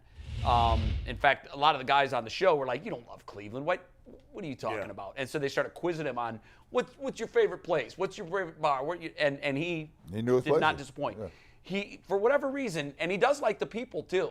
And he said people, are good to me wherever I go, but people in Cleveland, how you go to an area and you're like, yeah, this is kind of my area. That the people seem to suit him, and vice versa. I got to say, obviously it's great, and we love it here when people say nice things about Cleveland, because all too often people knock Cleveland. In a lot of those times, it was people that have never been here or have been here once. Like, you go to a place for 3 days, you don't know the place. No. You got a little tidbit of it. You don't know the place. But what's stupid though is like every people do this all over the country. Like, my city's great and your city sucks. When the reality is, every city has some good things about it and some bad things about it. Obviously, some cities are bigger than others, so there's more choice. Like, if you go to New York, Chicago, LA, you're going to have more choices of things to do. They're much bigger cities with a lot more people and a lot more money. I get it. But ultimately, most of the things you can do in New York or Chicago, you can do in Cleveland too. Right. There's just less options of where to do it because it's a smaller city. Not that it's bad, it's just smaller. And there are major positives from the only one that's not from this area. Mm-hmm. There are major positives about Cleveland, including we don't have traffic. Yeah. Facts. We don't, and that, okay, there's a rush hour, but you can avoid that. And it's only, there's no, like in New York, Chicago, LA, other really massive cities, Atlanta now is crazy. You have unexpected traffic. Mm-hmm. In Cleveland, there's almost never unexpected traffic. No. You got some traffic in the morning for rush hour and some in the afternoon, depending on where you're going. Or in the morning if you're stuck behind someone who got T-boned and you're trying to get to Or if you got stuck behind somebody who got T-boned. But that's it. What the hell is this? Like, that is a huge, think about this, right? When I was working in New York, I lived in Bayonne, New Jersey. Ooh. Okay? Bayonne, New Jersey, when I first was working in the Fan in New York, it was in Astoria, Queens. But soon after, it moved to downtown Manhattan, right out of the Holland Tunnel. I don't know how many miles it was from my house in Bayonne to the radio station, but it was less than 10. Yeah, I was saying 8 or 9. Nothing, okay? There were times, because I worked all kinds of crazy hours. I filled in, I did overnights, I did every shift. Yeah. Now, there were times where I could get there in 15, 20 minutes. But you couldn't rely on that. But but more often it took me 45 minutes to an hour. There was one time it took me 2 hours and 20 minutes to go probably 8 miles. 2 hours and 20 minutes. This is crazy. I don't have to, you know how stressful that is? I don't have that stress. Mm-mm. I think I've sat in traffic. Now, I don't work 9 to 5. Did you have to wake up 3 hours early, be on the road 3 hours early before you shift? I would generally leave my house 3 hours before my show. That's generally. That's disgusting. Now, if I was doing an overnight show where I knew there was unlikely to be traffic, I would probably do like 2 hours. But generally, I left. But here's the thing.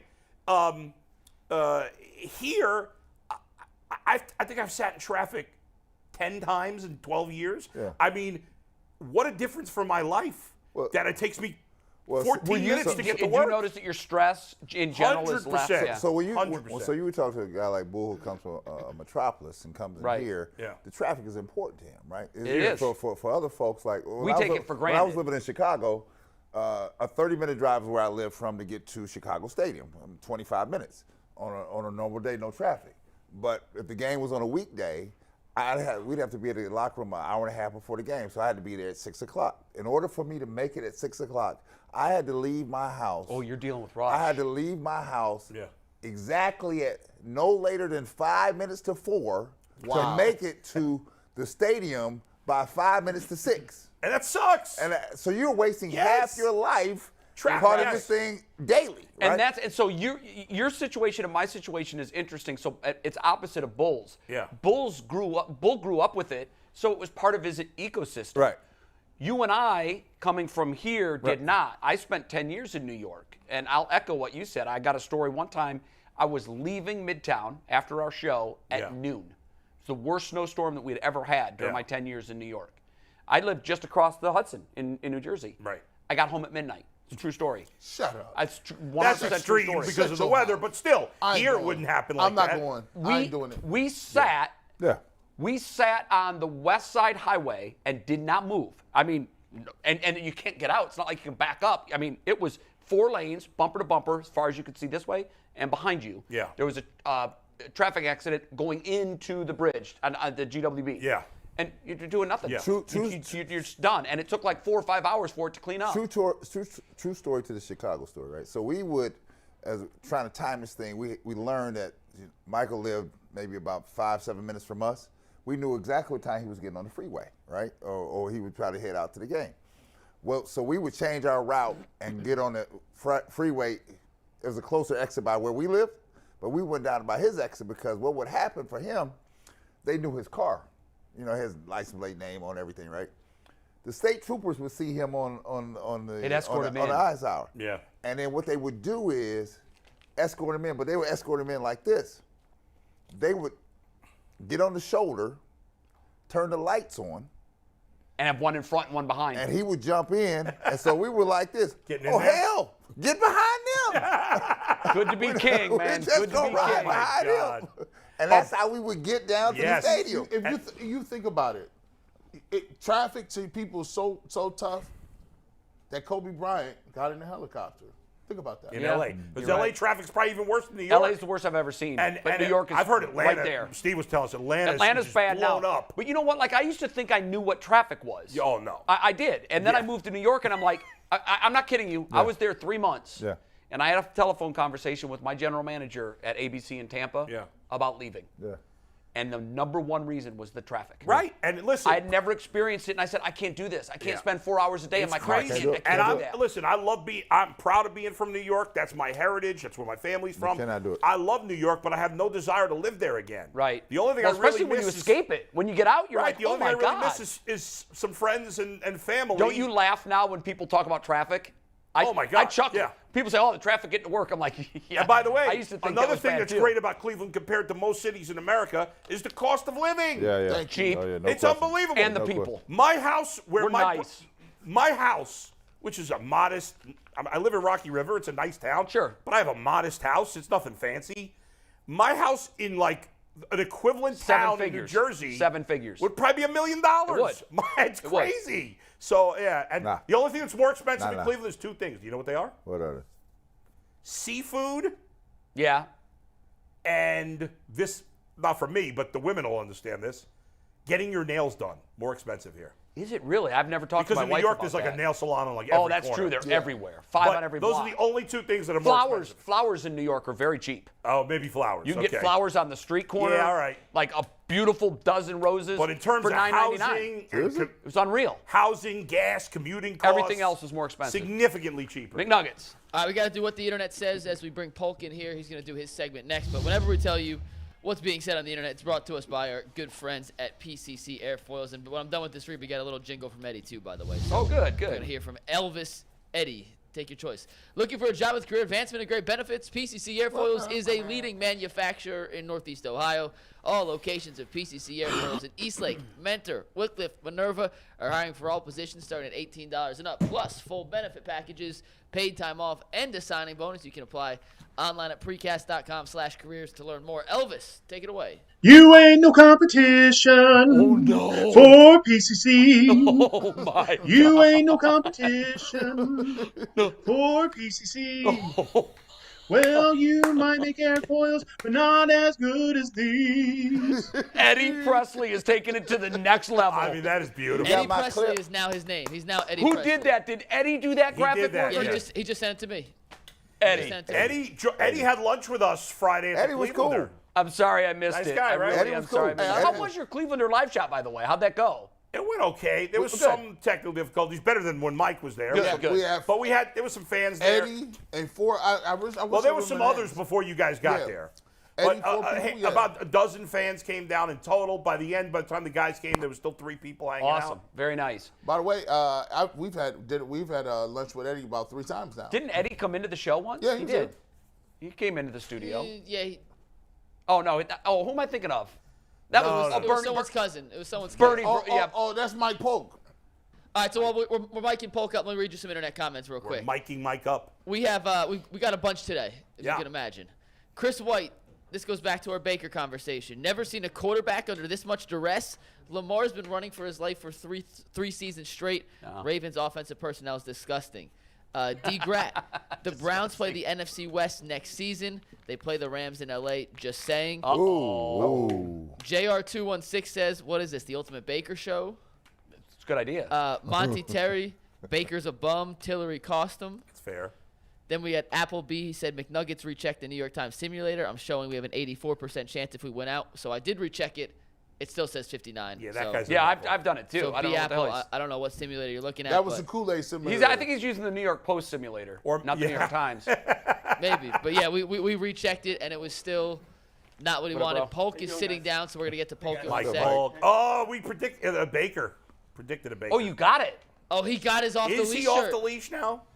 It looks like it. Or is he on a different leash? My man is off the leash. He is officially off the leash after last night. He said he turned to the left. Were He's you off the cheering leash. last night, Mike? Was I cheering? Oh, yeah, they could hear me. The neighbors could hear me. Are you kidding? I was happy for the kid. Why How not? can you not be? Yeah. I mean, So, anyways. don't hate, appreciate.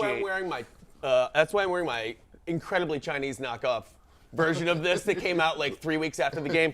The graphics a little to the side and way too small. Shirts Left just It doesn't fit. How much do you throw down for that? The shirt's looking quite small. Yeah, it is. It was $22. And Baker made nothing off of it. And, And Baker made nothing off of and he it. got a thermo underneath there too. That's crazy, bro. Like, No, a good I look. know. That is like a child small right there. It's a very tight shirt. Do you want me to? You know what though? It shows I off know your about physique, tight though, shirts. Polk. Everything I wear is tight. I'd like to see you in the Baker Mayfield jersey you Yell swore it. you would wear on I the know. show. least- No, I said I'd buy it. I didn't swear I'd wear it on the show. Oh no, No, he said he'd wear it. There was he said he'd there wear was it. a time where Alright. he You said should he would at wear least it. let Before the end of the year, I You will should wear at it. least let us clothespin it to the front of you. Yes, I think you know what?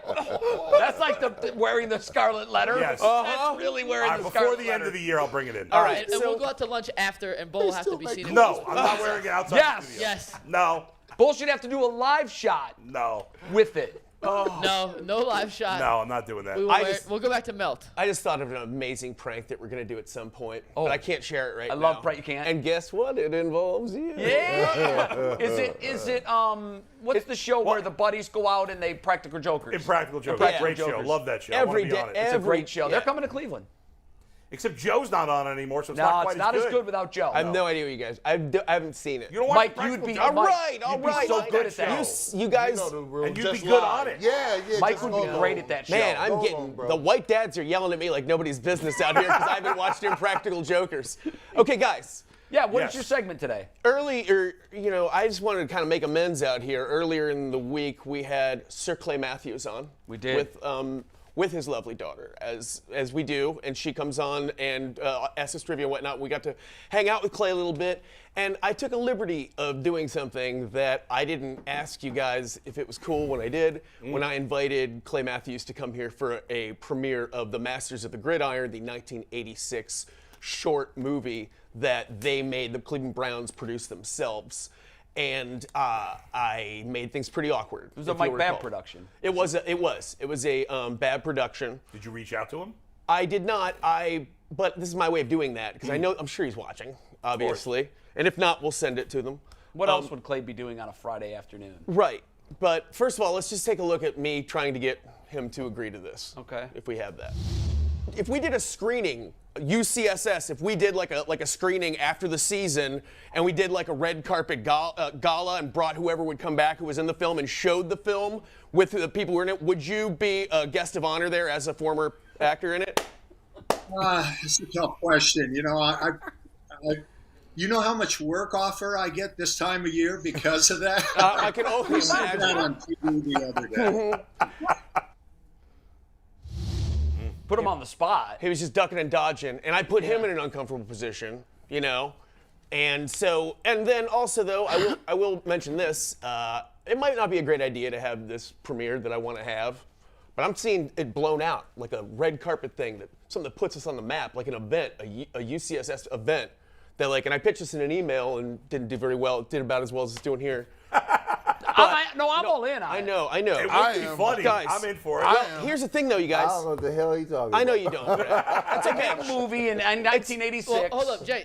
It's okay. Polk made a trailer. I made a trailer of it. I think maybe part of it is I have to sell you guys on it a little bit I like more. this. So this is just a short, just like a collage or a montage from the actual film itself as a trailer. Let's take a look at it.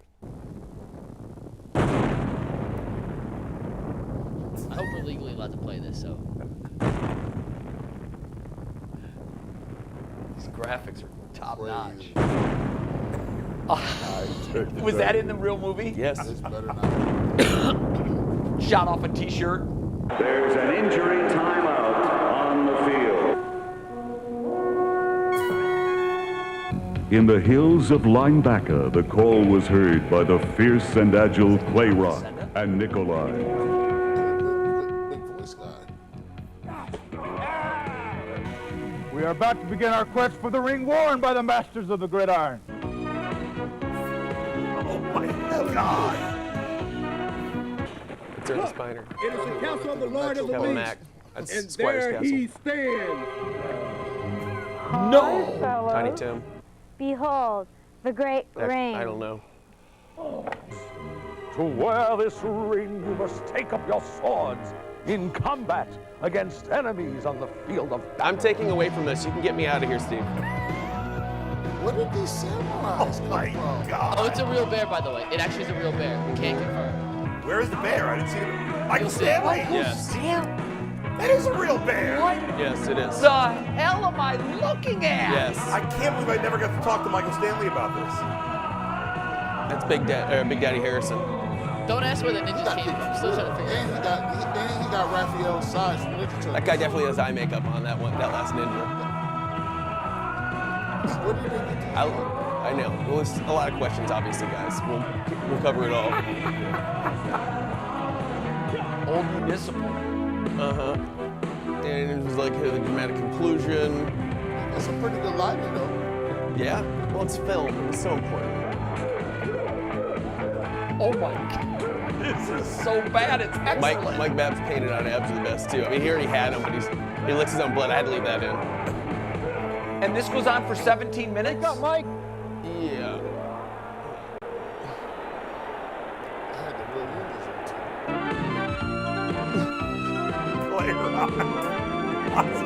The magical wizard.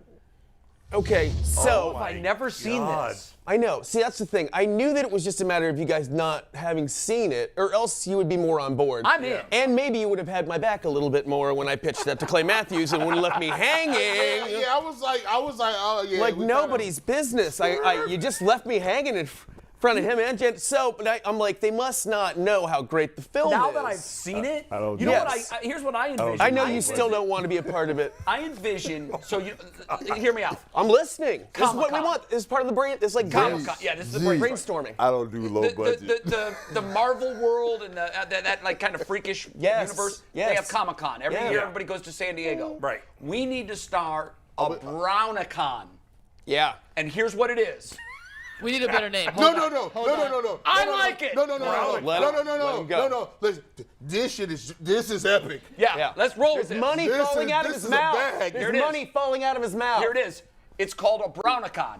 And That's every it. year at the convention center, we have a full-on Jay. Friday, Saturday, Sunday Browns weekend. Ironically, we can't do it in the winter because we don't have a dome. Go No, on. at the convention No, I know. I mean, at the convention center. I know. I'm saying we By the can't way, I do it thought in the of- winter at the stadium. Right. Because we I don't thought have we a already had a Brownacon, which is we con ourselves into believing they're going to be No, good. that's an annual one that we do in August. Keep Take your heart to heart. We do that in August. But in conjunction with that, before the season starts, the Yes. weekend before the season starts, This is it. Yes. we have a Brownacon. Do we dress up as those guys? You come in uniform as your favorite player, just like these Come back to freakos my go face, to the Anthony. Comic-Con in their Superman costumes. Any Brown Anthony, come back to my face. costume counts. Anything. And here's what we do. We bring in Jim Brown. Yeah. We bring in Bernie Kosar. Yeah, a we lot of bring them still in live here. Kevin Mack. Yeah. Ernest Biner. All of them. Josh Cribbs All is of Josh them. Cribbs is on his way Johnny there. Manziel. Let's bring in Johnny. Yes. Let's get a. The more the merrier. They sit down at tables, they tell stories. Peyton Hillis. And here's You the way it gotta have works. Peyton Hillis. There's a theater at Brownacon, and there's constantly a show.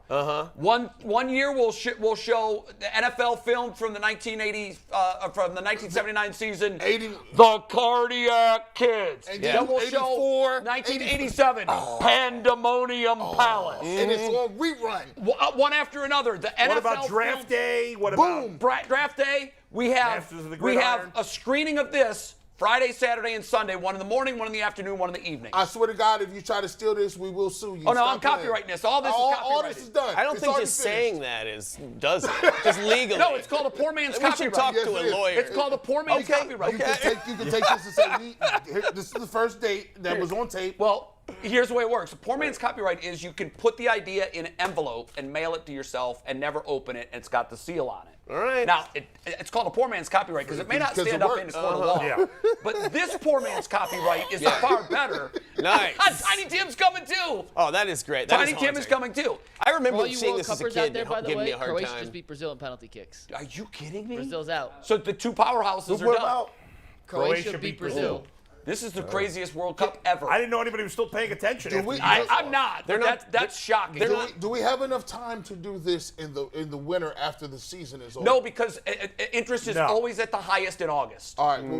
So it's got to be next August. Yeah, it's got to be the last weekend before the regular season starts. Because remember, the preseason games are over like Thursday. Yeah, that weekend is totally So free. you got the week in between now. Yeah. And so you've got that Friday, Saturday, We got to find Sunday. that woman to come back too, whoever that is. You know what? Screw it. Let's just start it. The Ultimate Cleveland Sports Show will start it. It's called the Brownacon. Now, I'm going to take it to the next level.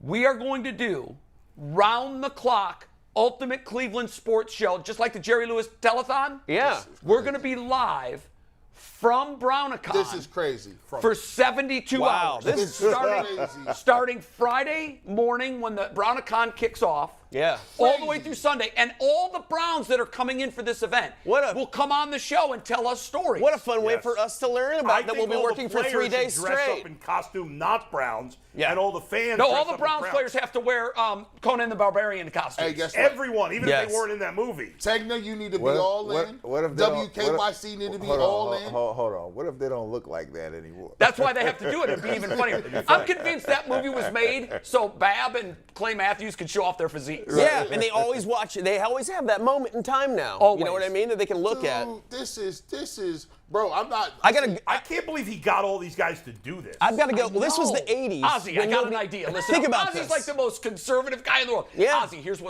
picture this. We're gonna all be shirtless with swords, and Tiny Tim's gonna be in it. Ozzy was probably like, "Bro, you nuts!" Right. And then next thing you know, here it is. You think the NFL would let that happen right now? Can you imagine? They all rode in a van down there together. The Browns right didn't even know about it. Imagine calling your agent. Crazy. Don't tell Marty. Yeah. Because Marty will get pissed. Don't tell them there's a bear here. Somehow they snuck out onto the stadium They had a with real pads. How did they get a Because real it was bear? Cleveland in the 80s. You couldn't. Honestly, Everybody had a bear. I'm We going need to get Mike I'm going back. as the bear. What's going on here? That's crazy. I'm going as the bear. I need Yes. to know. It's a real bear. We need to going get on an here? answer from Mike Babb as to how they actually had a real bear. Listen, and it didn't kill someone. Let's get Mike Babb on the show. I guarantee he'll do it. Glad I wasn't here in already 86. Okay, good. We'll get all those answers though, and we'll have a panel. Whoever we can get to come back for Brownacon. Yeah. Oh, By the way, workshop that name. Here's the ultimate prize to get people to come. For your $5 admission fee to Brownacon gets you a raffle ticket for the chance to win a pair of season tickets to Browns games. Nice. Like that. Man. Who's putting up all this money? Listen, it's gonna- you need seed money. details. Right. We can come up with seed money. I know people. Yeah. We can come up with seed money. Bro. But it will grow to be so big. See. Everybody will say, remember before there was Brownacon, what the hell did we do? Bro. This needs to listen. I'm playing with y'all. I'm not laughing. He is no not. More. Ain't no more laughing. He's right. Comic-Con started off with some kids dressing up. And no one thought it would ever take fire. Now that grew into God knows what. It is bigger than anything you can say about sports. Millions of dollars are raised There from it. is one thing about the Cleveland Browns that no other fan base has. When I do my little podcast, there's people tuning in from Ireland and Brazil, Everywhere, and bro. Africa, Johannesburg, Southeast Asia. I tell them, and guess what? Those people will fly in one time to come to this Brownacon. thing just for this. Brownacon. Yeah. It's now. Steve Becker. G. Bush just bought the domain I'll name. make sure I He bring went it on. up. He went. Oh, there it's and mine. bought- I came up with it. I'll make sure that you're on the There's a agenda at the picture you convention sent center us. meeting so you can come pitch your Comic-Con. There you go. Browns-a-con idea. We got the political hands Whatever now. this is. Exactly. Hey, Yep. oh, you're rolling your eyes at it right now, but 10 years from now, when this is a mainstay event in Cleveland, you're going to be like, man, I knew that thing was going to take off. If there's a lucrative feature in it, yes, I'm listening. There you go. Hey, bro, Polk, there's a third. Now we got How much money we got to raise before you Hold get on, it? Mike was trying to talk. But Mikey's it's trying more to than talk. zero. Polk, Go what's ahead. the third picture you sent us for this? What, I'm sorry. Thank you. Right. I just wanted to say also, Mr. Matthews, I think he was insulted because of where I told him that we'd be putting him up. Where? Yeah, you did say it would be So I did find this. Let's Oh. put him here instead. I found this Radisson near the Cleveland airport. It's 3.5 stars. 3.5, but that's a strong 3.5. I got a nice. I read. As opposed to the Lakewood Days Inn. Nothing makes you want to stay in a hotel like that picture. Where the hell are Ain't the no windows? hotels made of brick. Where are the windows? Well, my listen, God. it's got a view of a beautiful does. brick wall. I mean, that's where It's travelers got air take hookers. conditioning. It's got a safe. It's got a pool. He's stupid. All right, never mind. Anyways, Mike took a hooker there 10 years ago. That's how he knows about it. maybe. Allegedly. That's for after the show. kidding. No, that's true. Hey, That's, so that's wait, for the I got another after hook. show. I got another hook. If you buy a $4.99 membership, Yeah. you get 1 day's admission, $5 entry for free. He talking. He over here Confirm. preaching. I can confirm. He over here preaching. If you ain't writing and listen, if you don't have notes out, if you not writing down, you ain't about no hustle. I need y'all to listen. Guys, this is Stop for 1 second. Let me get this one out. Just let me get this one out. Okay. Let me get this one out. Okay. We pay. Can't hustle. Let me get this one out. We pay Hugh Jackson $20,000 to be in a dunk tank the whole time. Oh my Anybody God. can throw at him. You can dunk him as many times as you want. He is Freddie on. Kitchens in a pie eating contest? Yes. Hugh Jackson's on Cameo for doing it for $5 right now. against Romeo Crennel. Yeah. Oh God, Yes. Guys, the idea And Mike is- Holmgren. How about we have it? Wait a second. a game you throw up a penalty flag and try to hit a player in the face. Yes. From 20 feet. How about an escape room Yeah, fat where you get to shaming. partner with secret agent Peyton Hillis to get out of it? No, you get partnered with a guy who looks like Brandon Whitty and get trapped under a flag. And then you have to find your way out. We've gone to the absurd. Oh my God. Yeah. But I believe the underlying thing that we've figured here is, what is the chat room saying about Brownacon? Would they come? Are they already booking People tickets? like Brownacon, Anthony. They saying It's a mixed bag. They left a Mixed while bag. ago, didn't they? You guys suck. my clipboard. That must be all 199 members. Tag board full here, Steve. Yeah. We gotta finish off with something special for Brad here. It's a mixed bag. Here you go. Oh, what Oh, do we- wait, hold no. on. Buzzer beater? No. That's my clip last night in Mackey Arena at Purdue. What? No. Bam! No way! Here we go. Hold on. Here you go. Where's she at? Yeah. That's what we doing. It's over. It's a wrap. Beautiful. 74, 15. How many points? 15. Yeah. At the buzzer. Beautiful. Hand down. Match for the jaws of the Hand feet. down. Man down. That's awesome. Mama, What there year- goes that That's man. great. 3. We out here. What year is she? She's a sophomore. Wow. scary. Brad, Them Terps. Brad, Nice job, is there, man. is there, now, Congrats. this is a great chance for me to ask you a question that I love asking dads. All right. You were a very successful athlete. You won world championship. You were at the highest pinnacle of what you could do. Compare that moment to your biggest moment. I think that's more enjoyable because you get to watch it. It's I more enjoyable. couldn't But I agree would tell you more. this now. I couldn't agree so more. doing, you give your kids some advice doing, she'll call and say, Dad, what do you think? I said, well, I think we should be playing it like this, right? This is the crazy thing, right? So the game started out rough for the Terps. And then so I talked to my ex-wife during the game. I said, what is Cheyenne doing? First thing she says to me is this. The advice I gave my daughter, you done screwed her up. I said, Did you call her back after the game? I said, let me hang up on you right now. I said, hold on. This is why you're not married to her anymore. This is why we just friends. We're co-parenting right now. And then when it turned around at the end, She call you back? I told you this thing would work out. Did she call you? Wait, but did she call you or did you No, I call had to her? call back. Why number 0? Why number 0? Yeah, that's interesting. Because it's a cool number now for the kids. It is. No, I'm just curious. I think when she went to Maryland, the number she was wearing in high school was already taken. Oh, okay. And so the 0 was a number that it wasn't had by anyone, so she wanted to have a number. And then I always tell her, I make fun of her, like, that's really a block O on your shirt. Right. Yeah, that's a way of representing Ohio. It's really a block O on your shirt. I am So they so kinda happy call for it, they you, call Brad. like Agent Zero over there. in Take us DC. through that Nice. moment as you're watching, and you don't know what's gonna. You know that your daughter has the opportunity to be either the GOAT, Yeah. or the hero, or the GOAT. On both ends. So I saw her taking the ball out, and they obviously drew up the play for another girl, and the other girl on her team, Diamond Miller's going to be a first-round pick in the WNBA. when the draft comes about. So I thought they were going there because Cheyenne was taking the ball out. And then they went to another girl from Princeton, and that transferred in, and I saw her get cut off. So I said, slide up. And she slid up to an opening. And she talked about after this, she said, we worked on it in practice. And the ball came to me, and she said, I only got like a second and a half. I got to let this thing go. And she said, as soon as I let it go, I knew it was going in. Wow. I was like, and that was for the. What were you doing as she's getting ready to shoot? I said, you're frozen. I was like, girl, make a shot. Frozen in fear.